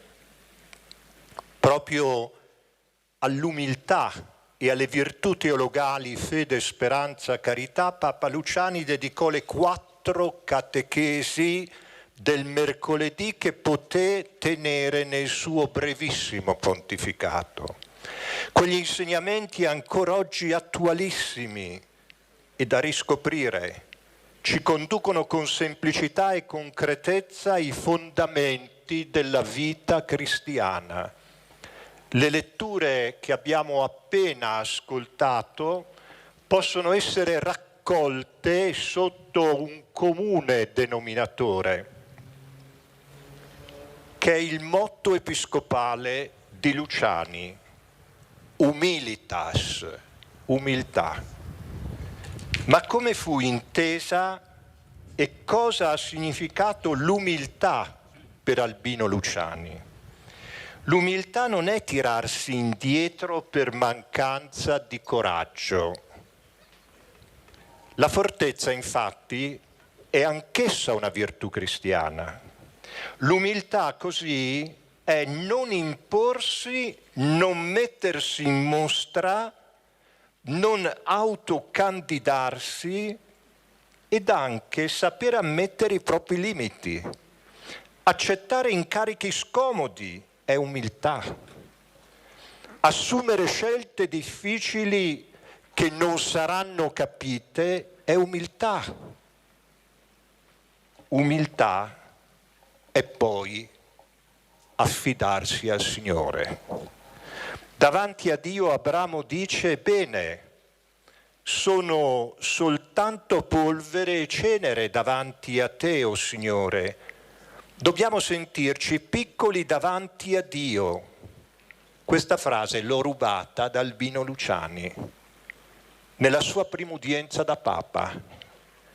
E commentando il Vangelo appena ascoltato, in quella circostanza proseguì dicendo: il Signore ha tanto raccomandato, siate umili, anche se avete fatto delle cose grandi dite siamo servi inutili. Invece, continua Giovanni Paolo I, la tendenza in noi tutti è mettersi in mostra, bassi, è la virtù cristiana che riguarda noi stessi. L'umiltà, secondo Luciani, è quella che non guarda a se stessi ma a Gesù, che dice: imparate da me che sono mite e umile di cuore e troverete ristoro per la vostra vita. Il mio giogo è dolce, il mio peso leggero. Humilitas, quindi, lo ribadisce San Paolo nella lettera ai Filippesi appena ascoltata, significa avere gli stessi sentimenti di Gesù. Egli, pur essendo nella condizione di Dio, non ritenne un privilegio essere come noi uomini. Svuotò se stesso, assumendo la condizione di servo, umiliò se stesso facendosi obbediente fino alla morte di croce. Cari amici, care amiche, siamo convenuti qui come pellegrini per ringraziare Dio del dono della beatificazione di Albino Luciani, come ci ha ricordato il Vescovo Renato all'inizio. Sì, proprio qui a Canale, dove il Signore ha preparato e costruito la vita di chi stava per chiamare o che avrebbe chiamato a compiti delicati ed ardui. Un uomo dipende molto dal bambino che è stato. E certe cose che non si imparano da bambini non si imparano da adulti. Così Dio ha voluto formarlo secondo i suoi criteri e non come si formavano e si formano gli eredi delle famiglie regnanti, oppure come oggi si preparano i manager dei più importanti gruppi economici e finanziari. Luciani nasce in un contesto umile, povero, laborioso, onesto, segnato dalla fatica quotidiana del vivere. Un ambiente contadino di montagna, semplice e dignitoso, povero ma generoso, dove, come si dice, Si deve far quadrare il pranzo con la cena, ma dove si danno dei rapporti autentici.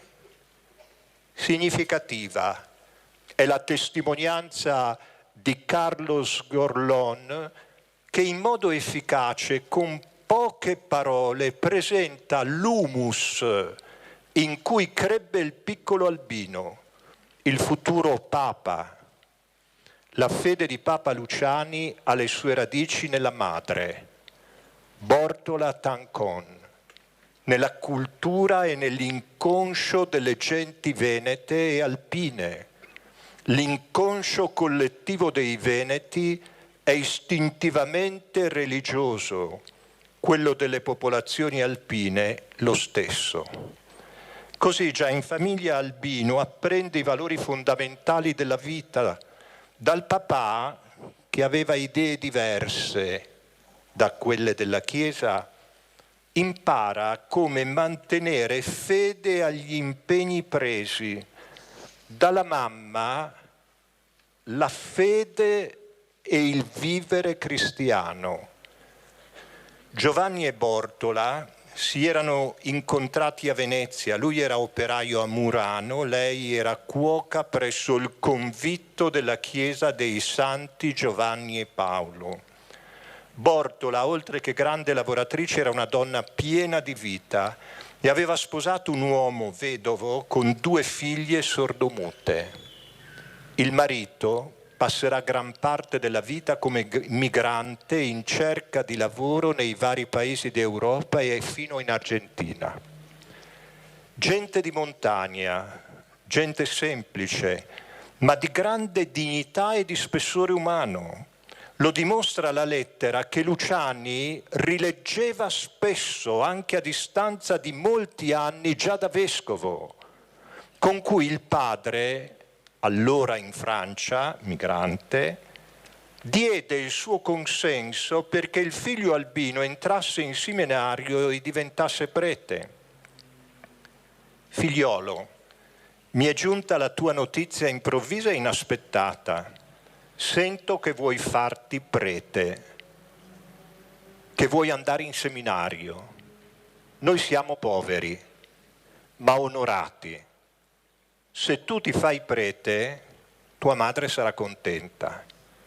Quello che mi preme dirti è di pensarci bene prima di decidere. Non devi farci fare brutte figure davanti al paese, né tantomeno devi prendere in giro il Signore o il parroco che ti vuole bene. Da un uomo che non andava di sua iniziativa, poi forse Bortola lo convinse, come sanno fare le donne, lo convinse, ma che inizialmente in chiesa ci andava poco volentieri. Ancora qui a Canale d'Agordo, il 6 gennaio 59, pochi giorni dopo l'ordinazione episcopale, destinato alla chiesa di Vittorio Veneto, ordinato da un altro già patriarca, Roncalli, Giovanni XXIII, Albino Luciani manifestò tutta la sua gioia e la meraviglia di quanto il Signore andava compiendo nella sua vita, e lascio parlare lui. Miei cari paesani, chi l'avrebbe mai detto che in questa chiesa a Canale, dove io sono nato, dove ho giocato fanciullo, dove durante le vacanze mi avete visto lavorare con la falce e col rastrello, in questa chiesa, dove ho fatto la prima comunione, sono stato chirichetto, cantore, dove sono venuto a confessare le mie biricchinate e i miei poveri peccati, chi l'avrebbe detto che oggi sarei comparso con queste insegne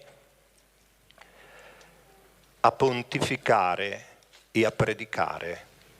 E ancora, torna al tema dell'umiltà. Sto pensando in questi giorni che con me il Signore attua il suo vecchio sistema, prendere i piccoli col fango della strada, li mette in alto, prende la gente dai campi, dalle reti del mare, dal lago e ne fa degli apostoli. È il suo vecchio sistema. Certe cose il Signore non le vuole scrivere né sul bronzo né sul marmo, ma addirittura nella polvere, affinché se la scrittura resta non scompaginata, non dispersa dal vento, sia ben chiaro che tutto è opera e merito del Signore. Io sono piccolo di una volta, io sono colui che viene dai campi, io sono la pura polvere. È la stessa meraviglia, ricolma di gratitudine per le opere di Dio, compie nella storia, che è anche quella minuta dei nostri paesi, della nostra gente, che oggi ci pervade nell'acclamare Albino Luciani tra i beati della Chiesa. Sottolineare la sua umiltà, peraltro, non significa non riconoscere l'intelligenza di quest'uomo, la forza di quest'uomo, il valore pastorale del suo ministero, nei suoi diversi uffici ecclesiali che gli furono affidati e anche nel suo magistero. Luciani mai cercò di mettersi in mostra per la sua cultura o per il suo sapere teologico, né tantomeno voleva dare l'immagine dell'intellettuale o dell'accademico, poiché non mirava a essere apprezzato perché dotto o istruito, piuttosto aveva a cuore il bene delle persone a cui si rivolgeva. Nelle omelie, nei discorsi, nelle udienze, voleva che lo capissero, che capissero il Vangelo, e sapeva essere efficace, parlava al cuore e all'anima con riferimenti comprensibili a tutti, presi dall'esistenza di ogni giorno. Non per questo i suoi pensieri erano meno profondi, ma questo, come si sa, presso i sapienti del mondo non paga mai. La sua umiltà fu un cammino di fedeltà e obbedienza al Signore, che lo ha voluto prete, vescovo e papa. Albino Luciani fu un grande catechista, un evangelizzatore, appassionato nel trasmettere il Vangelo, come già si vede in una sua opera pubblicata nel 1949, Catechetica in pillole, ricca di indicazioni, consapevole dell'importanza della figura del catechista. Il catechismo spiega perché si soffre.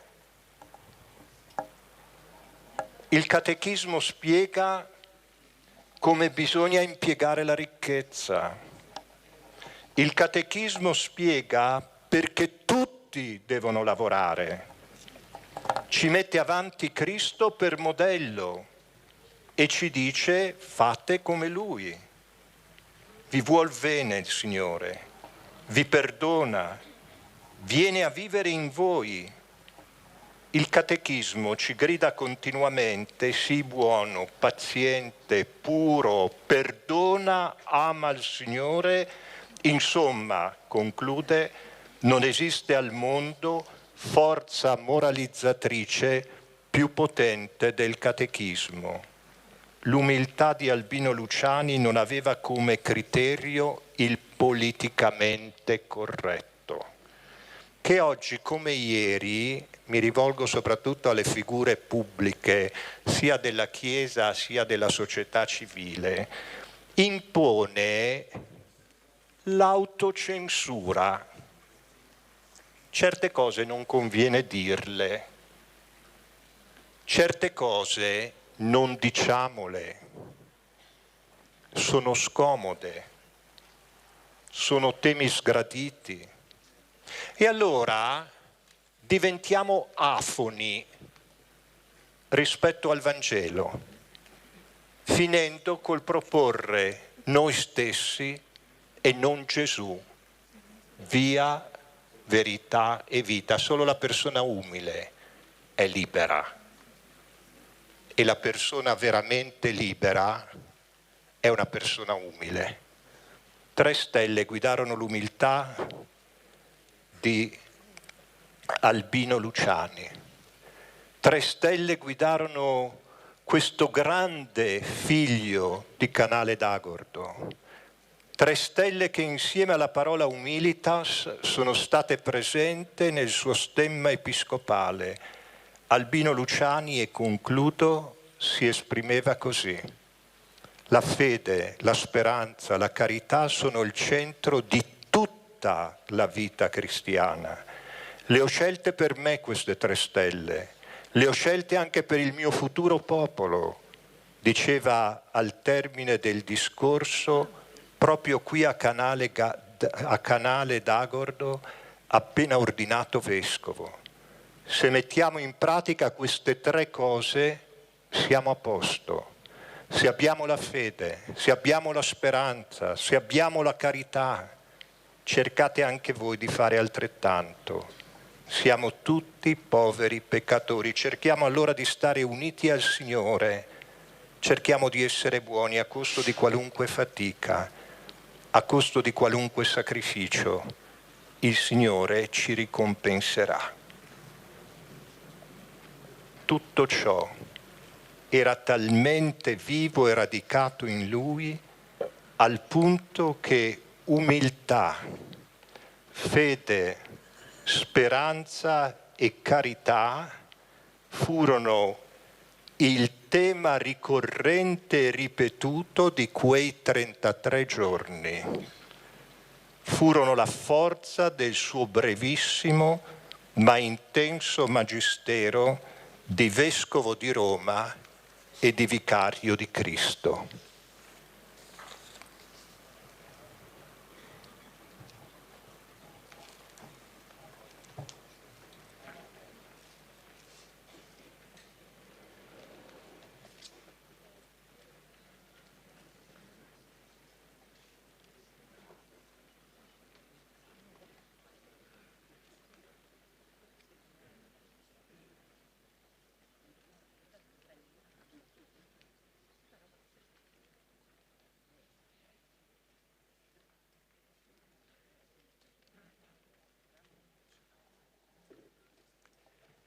Fratelli e sorelle, rivolgiamo la nostra comune professione di fede a partire dall'antico simbolo delle nostre terre venete, il simbolo della Chiesa di Aquileia.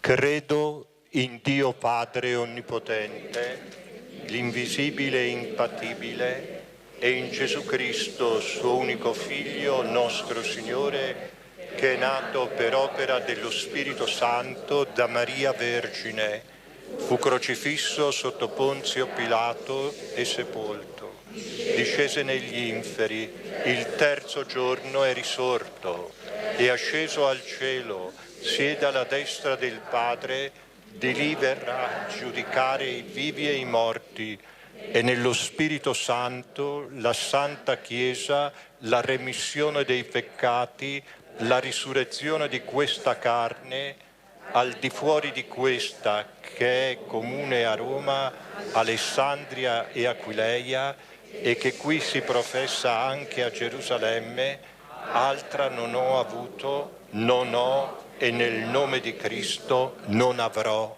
Amen. Dio ha suscitato una schiera innumerevole di pastori e di maestri, testimoni coerenti del Signore Gesù, unica vera guida dell'umanità. Chiediamo al Padre di moltiplicare i Suoi interventi misericordiosi per la crescita della Chiesa e la salvezza del mondo.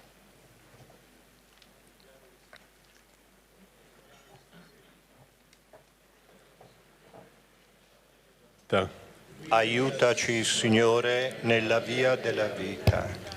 Il Signore mi ha consacrato con l'unzione, mi ha mandato a portare il lieto annuncio ai miseri, dice il profeta Isaia, per dare agli afflitti di Sion una corona invece della cenere.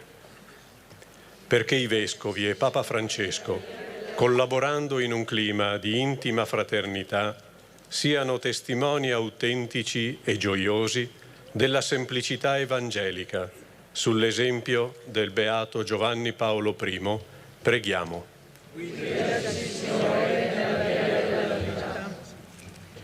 Per le chiese di Belluno Feltre, Vittorio Veneto e Venezia, il privilegio di celebrare insieme la beatificazione del Papa Albino Luciani sia occasione fruttuosa di gioia e di incontro per crescere nell'unità che deriva dal riconoscersi umilmente fratelli in Cristo. Preghiamo.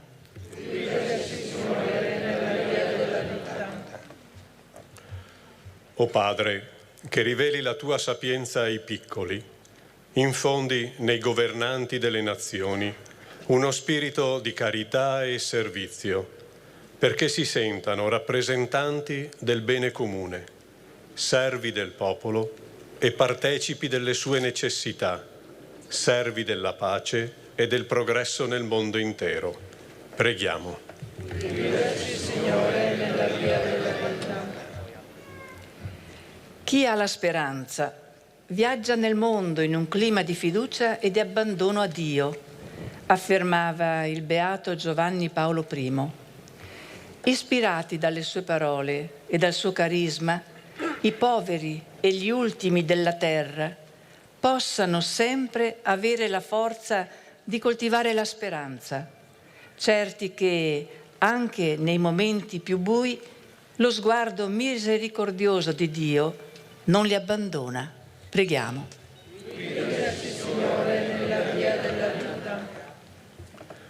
Per tutti noi qui riuniti, illuminati dalla parola di Dio e guidati dall'esempio del beato Giovanni Paolo I, impegniamoci a perseguire mitezza ed umiltà, giorno per giorno, consapevoli che il Padre, innalzando le nostre povertà, trasforma la nostra vita nell'amore e dona pace e gioia ineguagliabili. Preghiamo. Guidaci, Signore, nella via della vita. O Padre, che ti riveli nei tuoi servi, concedi a noi di comprendere il messaggio di santità che ancora oggi trasmetti al cuore della Chiesa e del mondo, per Cristo nostro Signore. Amen.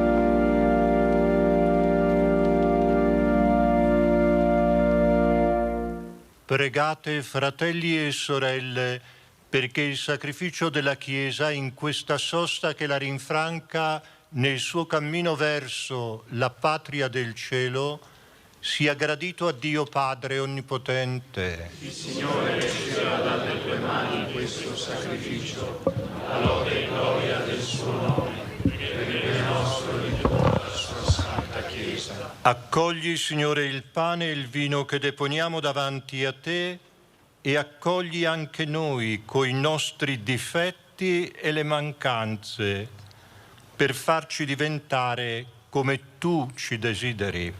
Per Cristo nostro Signore. Amen. Il Signore sia con voi. E con il tuo spirito. In alto i nostri cuori. Sono rivolti al Signore. Rendiamo grazie al Signore nostro Dio. Cosa buona e giusta. È veramente cosa buona e giusta, nostro dovere e fonte di salvezza, lodarti e ringraziarti sempre, Dio onnipotente ed eterno, per Cristo, Signore nostro. È Lui il pastore buono che ha dato la vita per le sue pecore e continua a pascere il suo gregge, donando alla Chiesa pastori secondo il suo cuore. Nella vita del beato Giovanni Paolo I, Albino Luciani, riconosciamo i segni del tuo amore per noi, nella tua voce, nella sua voce la tua parola, nei suoi gesti la tua potenza. Per questo dono del tuo amore, uniti agli angeli e ai santi, con voce unanime cantiamo l'inno della tua lode.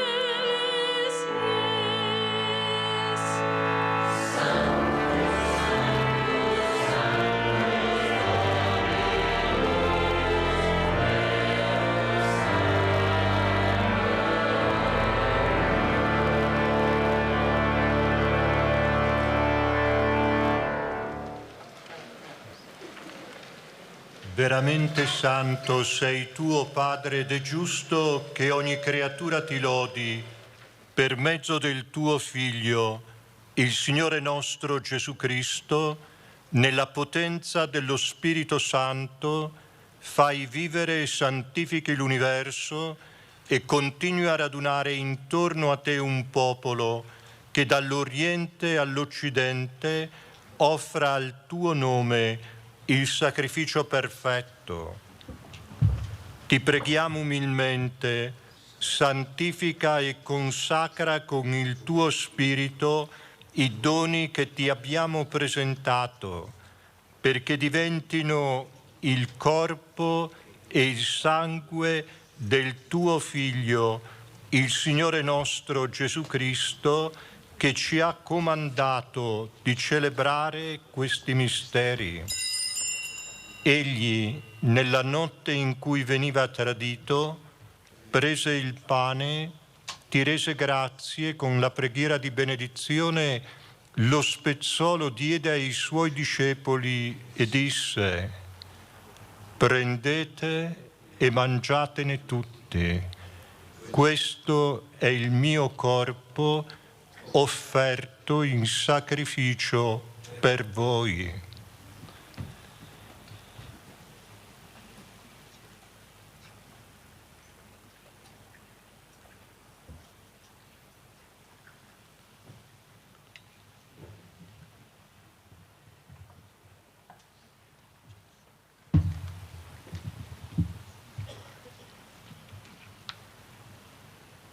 Allo stesso modo, dopo aver cenato, prese il calice, ti rese grazie, con la preghiera di benedizione lo diede ai suoi discepoli e disse: prendete e bevetene tutti, questo è il calice del mio sangue per la nuova ed eterna alleanza, versato per voi e per tutti in remissione dei peccati. Fate questo in memoria di me.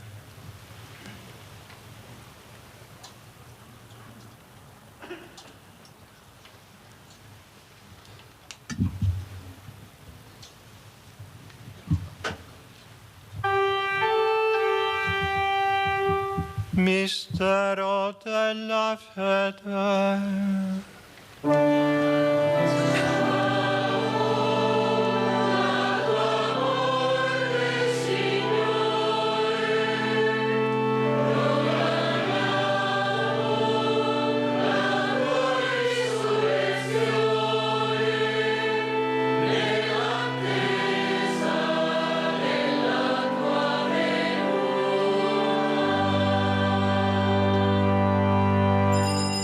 Celebrando il memoriale della passione redentrice del tuo Figlio, della sua mirabile risurrezione e ascensione al cielo, nell'attesa della sua venuta nella gloria, ti offriamo, Padre, in rendimento di grazie, questo sacrificio vivo e santo.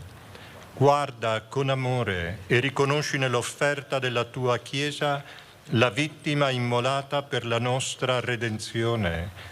E a noi, che ci nutriamo del corpo e del sangue del tuo Figlio, dona la pienezza dello Spirito Santo, perché diventiamo in Cristo un solo corpo e un solo Spirito.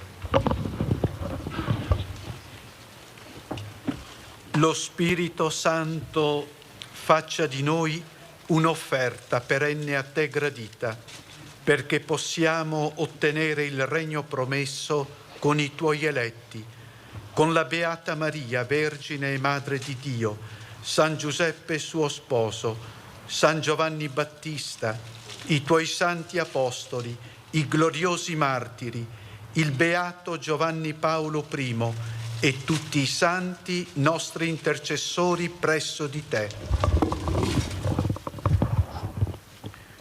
Ti preghiamo, Padre, questo sacrificio della nostra riconciliazione doni pace e salvezza al mondo intero.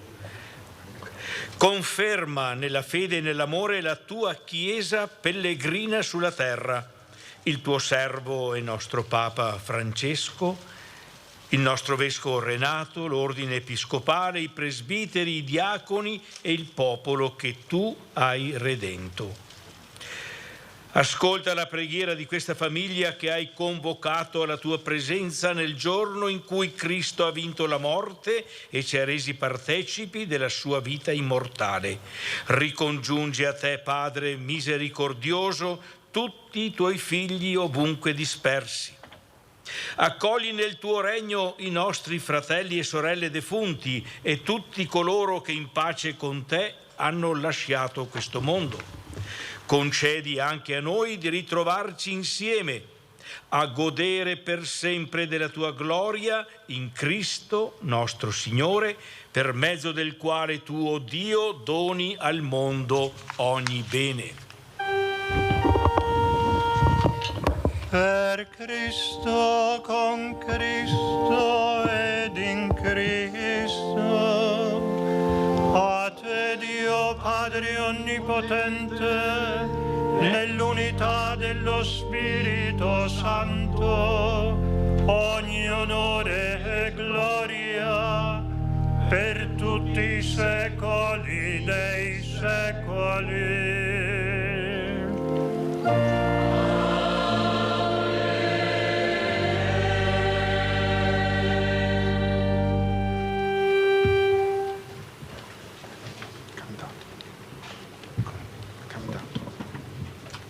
Obbedienti alla parola del Salvatore e formati al suo divino insegnamento, osiamo dire: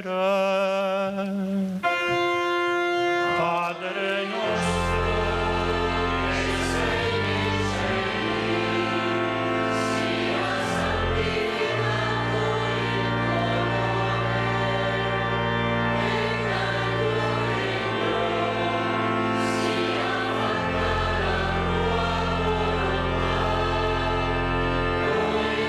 il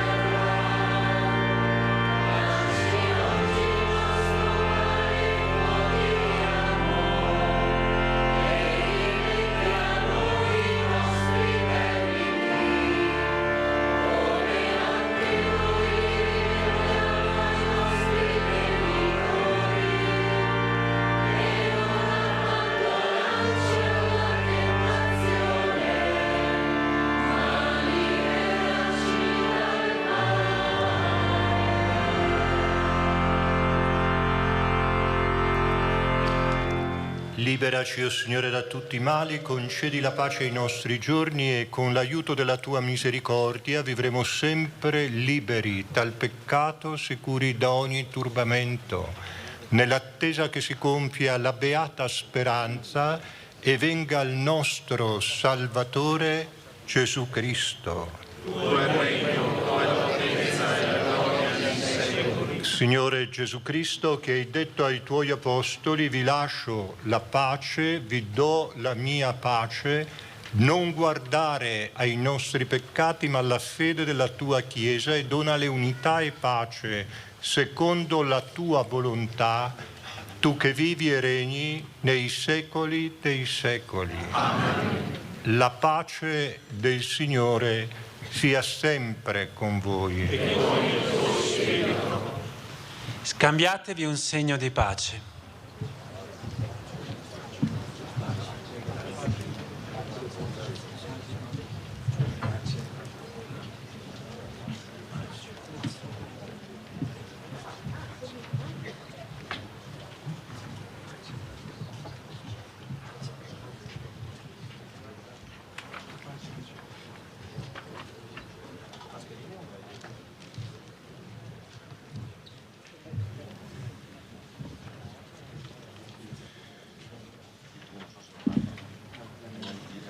Agnello di Dio, che togli i peccati del mondo, abbi pietà di noi.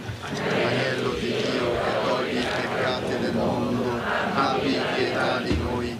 Agnello di Dio, che togli i peccati del mondo. Ecco l'agnello di Dio, ecco colui che toglie i peccati del mondo. Beati gli invitati alla cena dell'agnello. O Signore, non sono degno di partecipare alla tua mensa, ma di soltanto una parola che io sarà.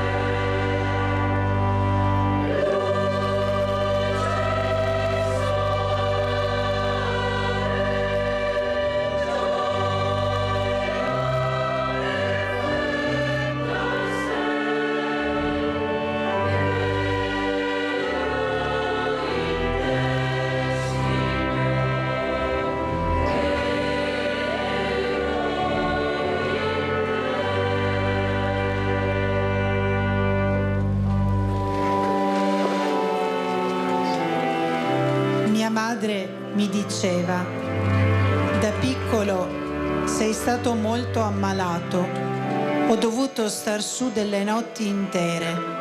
Mi credi? Ma sì che credo. Credo a quello che mi dici, ma credo specialmente a te. È così, è nella fede. Non si tratta solo di credere alle cose che Dio ha rivelato, ma a Lui che merita la nostra fede, che ci ha tanto amato e tanto fatto per amor nostro.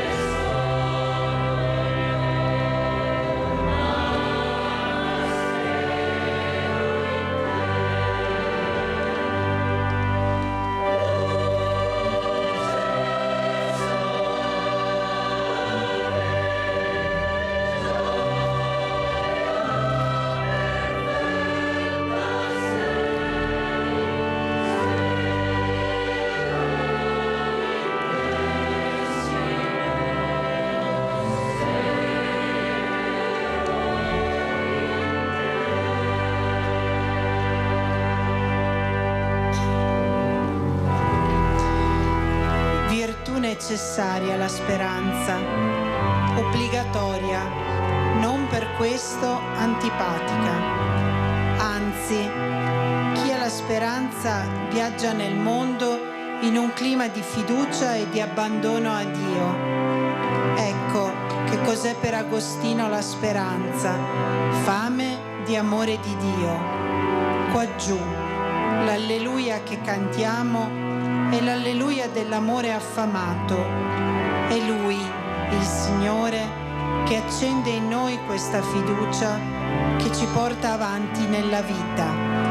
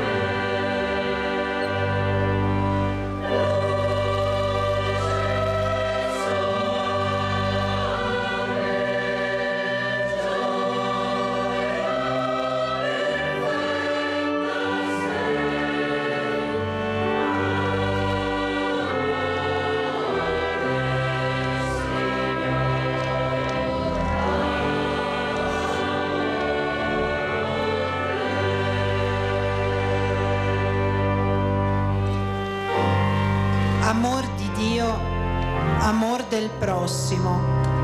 I francesi dicono: sono come gemelli questi due amori.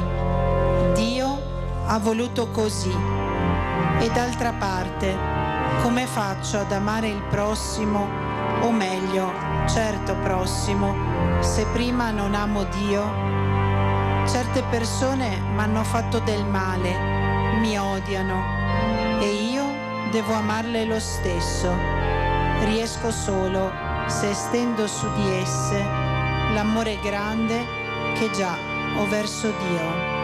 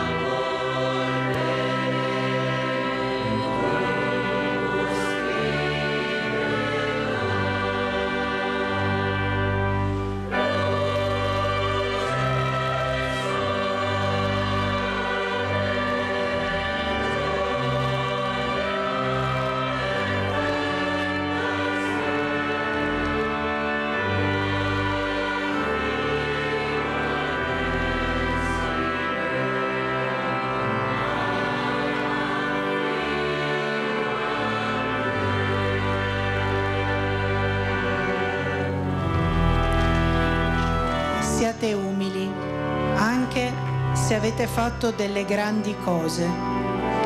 Il Signore tanto ama l'umiltà che a volte permette dei peccati gravi. È la virtù cristiana che riguarda noi stessi. Dio ama le mancanze perché sono occasione a Lui di mostrare la sua misericordia e a noi di tenerci bassi, di essere umili, di capire e compatire le mancanze degli altri.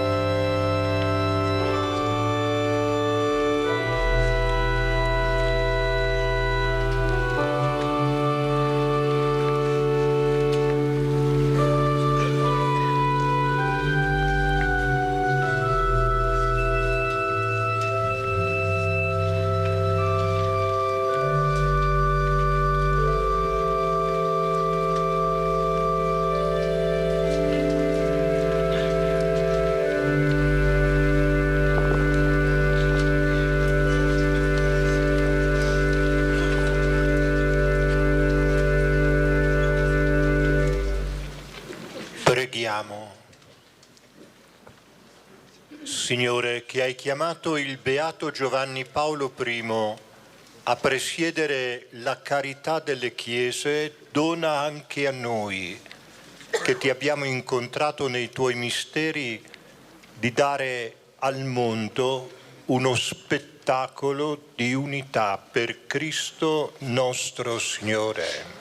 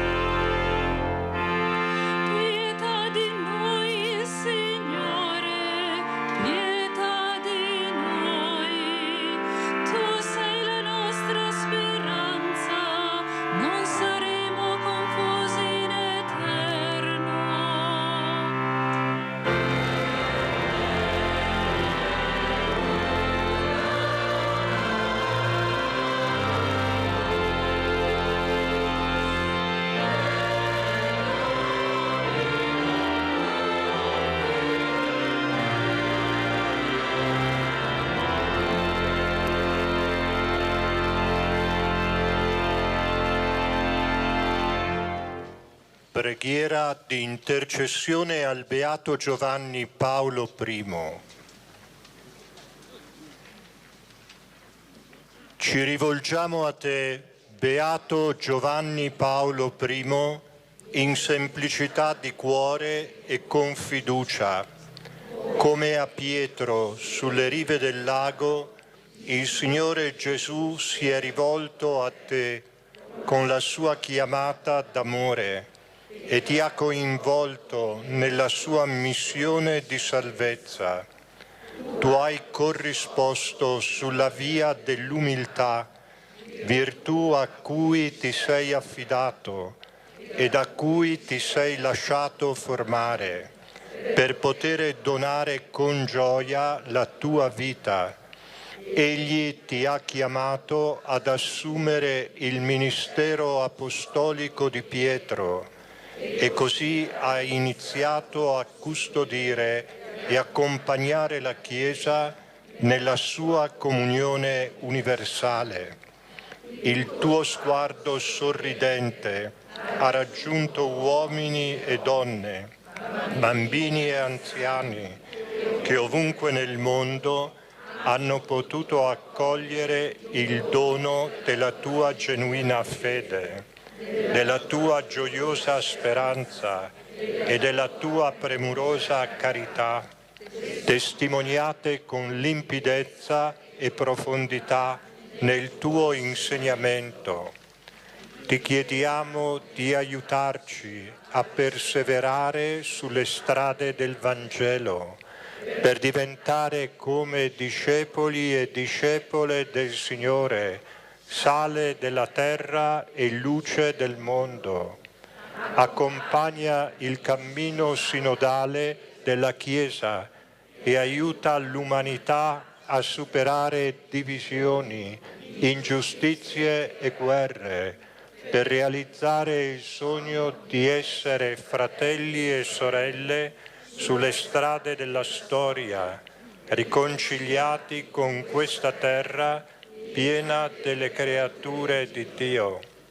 La parola e la testimonianza di vita con cui tu hai fatto conoscere il mistero di Dio e con cui hai spezzato il Vangelo in semplicità e verità, possano rafforzare e illuminare il nostro cammino di fede, siano di sostegno a quanti attraversano situazioni di prova e di difficoltà, arrechino sollievo a chi è nella sofferenza e nella malattia. Intercedi per tutti affinché possiamo accogliere la misericordia di Dio e condividere sempre e ovunque il suo frutto di salvezza. Amen.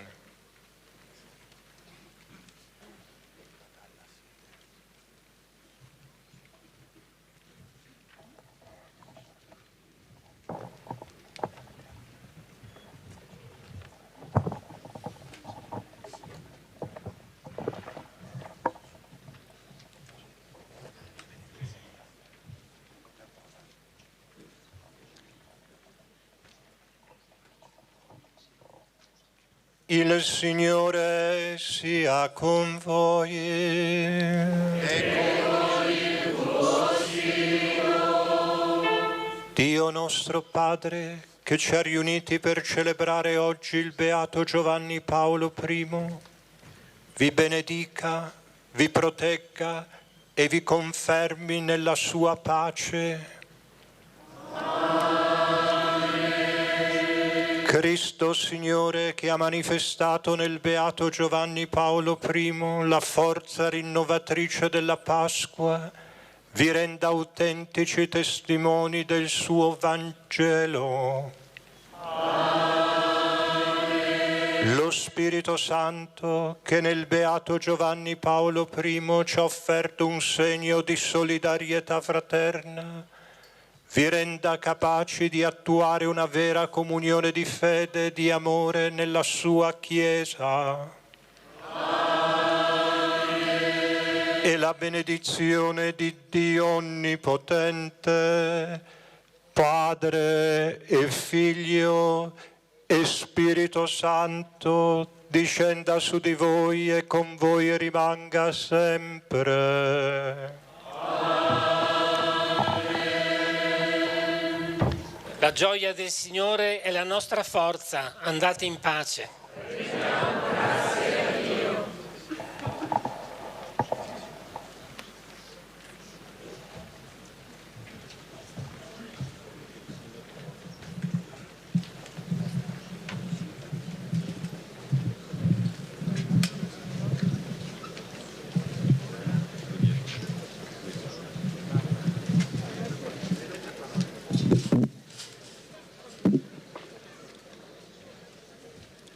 Grazie a tutti voi che siete convenuti a questa celebrazione.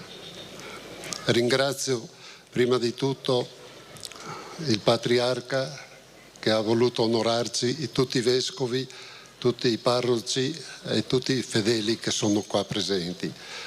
Le autorità, le ringrazio per essere venute a questo piccolo paesino.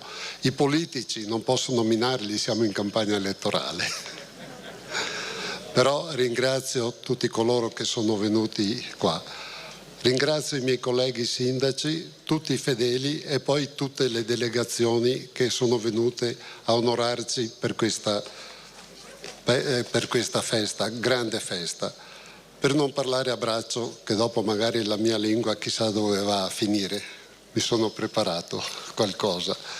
E ricordo una cosa, che il 26 agosto del 78 fu grande la mia sorpresa quando dal balcone di Piazza San Pietro apparve la figura di Albino Luciani nelle vesti di Papa.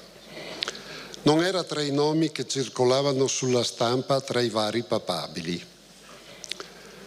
Pochi conoscevano Albino Luciani, un prete di montagna, schivo, non propenso ad apparire, intento ad espletare al meglio i compiti che man mano la vita e i suoi superiori gli avevano assegnato. Il suo pontificato fu breve. Nei 33 giorni che visse come Papa stupì il mondo per come si poneva. Era umile. L'umiltà era il suo motto. Parlava chiaro, spiegava il Vangelo in modo comprensibile a tutti, come solo chi è veramente umile sa fare. Non venne compreso subito la grandezza di quest'uomo. La stampa e i mass media rimasero scettici, irriverenti di fronte a un linguaggio semplice e comprensibile a tutti, forse troppo comprensibile, soprattutto nei contenuti. Se rileggiamo le sue omelie, la traccia del suo pontificato è ben visibile, una chiesa dei credenti, non dei mercanti. Una chiesa di cui la gente aveva bisogno. Non poté portare a termine il suo progetto. I 33 giorni furono troppo pochi. Dopo la sua morte, su di lui sese il silenzio. Non si parlò più di Papa Luciani. La gente rimase sbigottita, attonita per la sua prematura morte. Il dinamismo che caratterizzò la Chiesa negli anni a venire mise poi in ombra per molto tempo il messaggio di Albino Luciani. Di lui negli anni seguenti non si parlò che per le congetture relative alla sua morte, trascurando il valore dell'intera sua vita e della sua opera pastorale. Recentemente, tuttavia, la sua opera è stata riscoperta e rivalutata. Il suo paese natale lo ha onorata con l'apertura di un museo a lui dedicato. La caparbietà di alcune persone nello studiare le sue opere ha lentamente fatto emergere la vera figura di Papa Giovanni Paolo in tutta la sua grandezza. Il miracolo attribuito alla sua intercessione ha aperto la via alla sua beatificazione, tenutasi domenica scorsa in Piazza San Pietro alla presenza di Papa Francesco. Dicevo, la caparbietà degli studiosi delle sue opere e della grande devozione di alcuni verso la sua figura hanno permesso che si completasse questa attesa, l'attesa della sua beatificazione. Persone generose hanno permesso, tra l'altro, di rendere visibile in maniera definitiva il luogo dove Albino è nato, come ha detto il Patriarca, dove tutto è cominciato.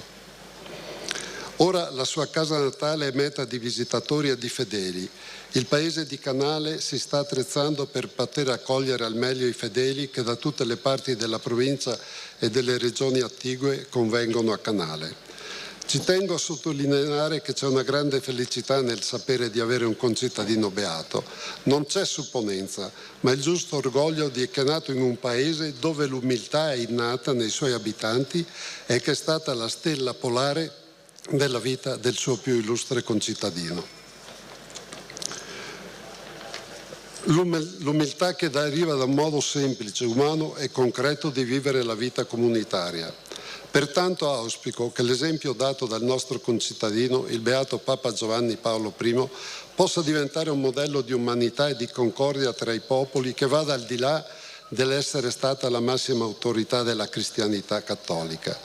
Anche la cantante rock Patti Smith, che si definisce non cristiana, addita Albino Luciani a modello di amore e fratellanza fra i popoli, a prescindere dal loro credo e dalle loro tradizioni, specialmente in questo periodo di sconvolgimenti di guerra.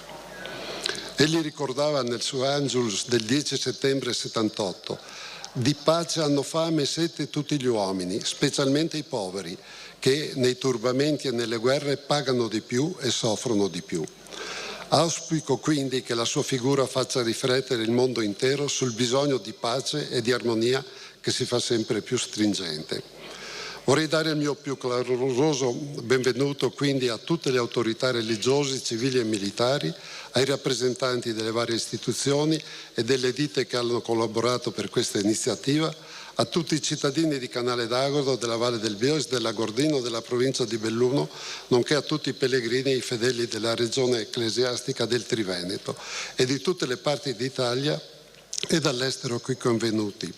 A tutti loro e coloro che giungono dai vari paesi di tutto il mondo voglio esprimere il nostro ringraziamento e il mio benvenuto. In modo speciale vorrei ringraziare tutti coloro che hanno collaborato per la buona riuscita di questa iniziativa, la Prefettura, la Questura, la Diocesi, i volontari di tutte le associazioni e quanti in qualsiasi modo hanno reso onore al nostro nuovo Papa Beato. Do un saluto speciale pure al signor Italo D'Inca, che ha onorato il nostro paese e il nostro museo con il volume relativo al pellegrinaggio a cavallo effettuato a Roma nell'anno giubilare dal 28 luglio al 31 agosto 2000. In particolar modo vogliamo ricordare il nostro arciprete Don Vito De Vido che ci sta seguendo dalla TV e le delegazioni qui presenti, soprattutto quelle dei paesi natali dei papi, che adesso porgiamo il saluto tramite il nostro Loris Serafini.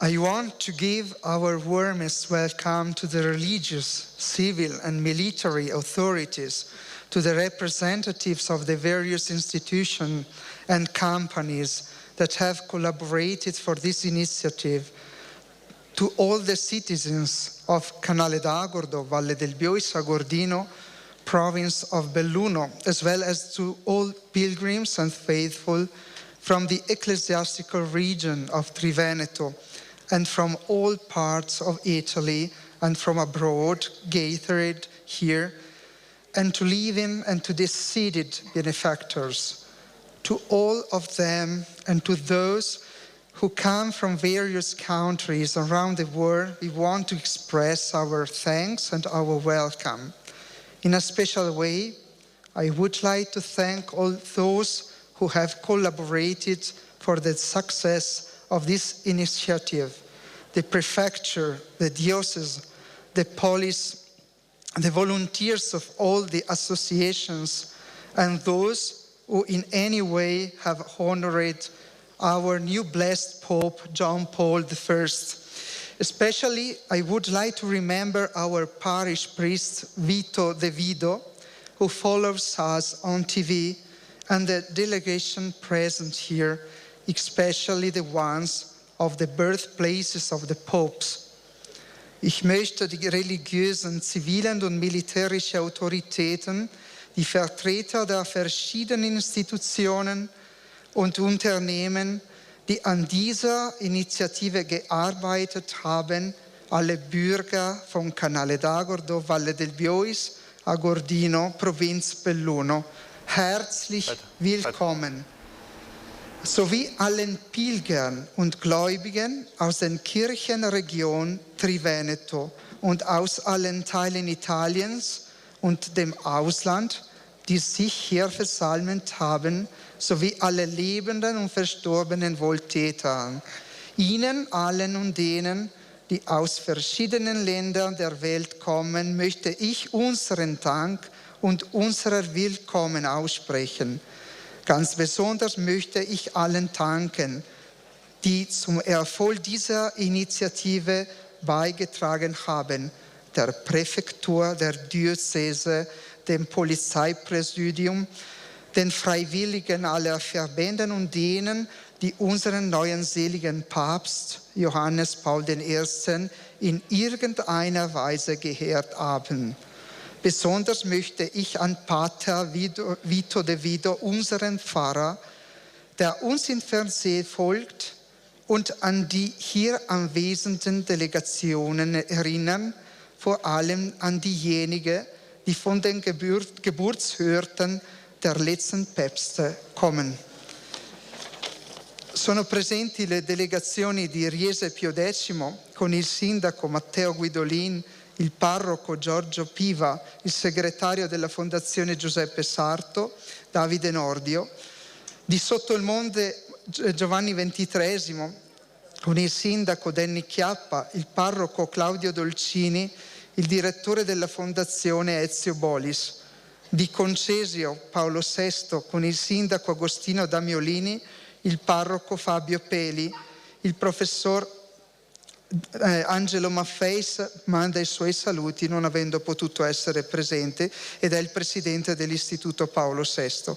Di Wadowice, la terra natale di San Giovanni Paolo II, il sindaco Bartosz Kalinski, i viceparroci Zmija Jaroslav e Adam Kurdas, la plenipotenziaria del sindaco Maria Koleva, di Marktl Amin, paese natale di Benedetto XVI, il consigliere comunale Maximilian Baumgartner con la moglie, il parroco Peter Meister, la presidente del consiglio pastorale Sandra Mayer con il marito e il referente teologico della Fondazione Casa Natale Benedetto XVI, Franz Haringer, il dottor Franz Haringer.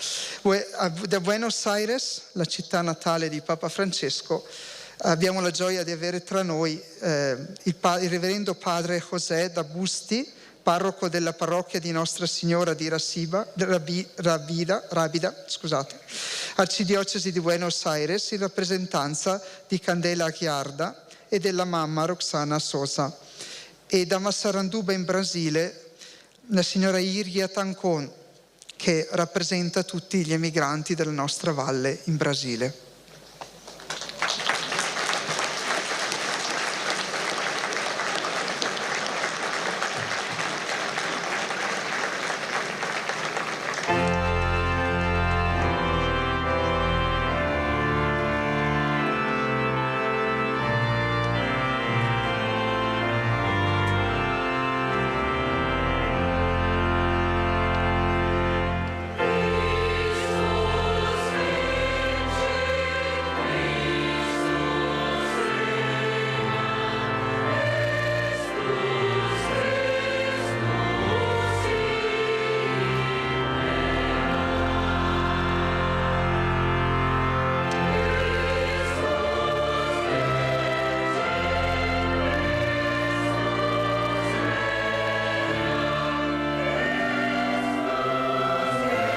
Ed ecco, quindi rieccoci di nuovo in diretta, lasciamo pure queste immagini. La conclusione di questa celebrazione importante, molto sentita, molto emozionante, la messa solenne. Lasciamo pure le immagini in doppia finestra, grazie ad Andrea Basso, per poter raccontarvi in chiusura di questo pomeriggio l'emozione. Lo faremo fra pochissimo ricollegandoci con la nostra Tiziana Bolognani per l'ultimo saluto dalla piazza di Canale d'Agordo. Avete sentito parlare anche il sindaco di Canale d'Agordo. Siamo lieti di aver dato la possibilità a voi telespettatori di seguire questa emozionante cerimonia che è stata appunto celebrata dal patriarca di Venezia, Monsignor Francesco Moraglia, che ha sottolineato nella sua omelia, lo avete sentito, il valore dell'umiltà. Il valore dell'umiltà. L'humilitas era di fatto il motto episcopale di Papa Albino Luciani, del beato Papa Albino Luciani. Il Monsignor Moraglia ha sottolineato anche il ricordo del valore della povertà. La famiglia, da una famiglia povera proveniva Albino Luciani, lui lo sottolineava anche come valore della povertà, e l'humilitas, motto episcopale, umiltà che non significa girarsi indietro, ha detto Monsignor Moraglia, per mancanza di coraggio. L'umiltà è un'altra cosa. L'umiltà è non imporsi, non mettersi in mostra, ammettere i propri limiti e anche accettare incarichi scomodi e fare scelte difficili. Lo stesso Albino Luciani, quando diventò Papa, lo sapete tutti, insomma, disse molte parole che riflettevano la sua umiltà. Una parola fra tutte, quella che pronunciò in latino prima di affacciarsi alla loggia: tempestas magna est super me, una grande tempesta è sopra di me. Non si aspettava di diventare Papa, sapeva quanto era difficile assumersi questo incarico, lo accettò con quella umiltà che ha contraddistinto, che caratterizzava, diciamo, il suo servizio da sacerdote fino a vescovo, e poi anche il suo servizio, pur breve ma intenso, come pontefice. E poi Monsignor Moraglia ha sottolineato anche l'importanza che il beato Luciani dava alle tre virtù teologali di fede, speranza e carità. Questo giusto per, come dire, sintetizzare le parole di Monsignor Moraglia, che hanno ricordato la figura del beato Albino Luciani e del beato Giovanni Paolo I in questa cerimonia che chiude un cerchio iniziato, diciamo, ufficialmente la scorsa settimana, ma che chiude un cerchio lungo 19 anni. Allora, l'ultimo saluto dalla piazza di Canale d'Agordo con Tiziana Bolognani.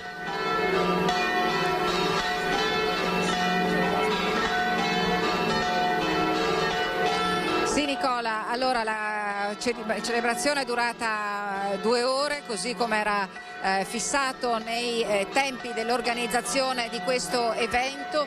Le persone in ordine stanno sfilando per lasciare la piazza sotto l'occhio vigile dei volontari della protezione civile. C'è il momento delle foto di rito davanti all'altare e avete sentito poco fa, dopo le parole del sindaco di Canale d'Agordo Flavio Colcernian, e quelle in inglese e in tedesco di Loris Serafini, direttore del museo Papa Luciani e della casa natale Papa Luciani. Abbiamo ricordato che per l'occasione, durante il mese di settembre, la casa di Papa Luciani, così come il museo, saranno visitabili tutti i giorni dalle 9 alle 12, dalle 15 alle 18, poi invece a partire dal mese di ottobre la casa di Papa Luciani e anche il museo saranno aperti limitatamente ai weekend, venerdì, sabato e domenica. Ma noi immaginiamo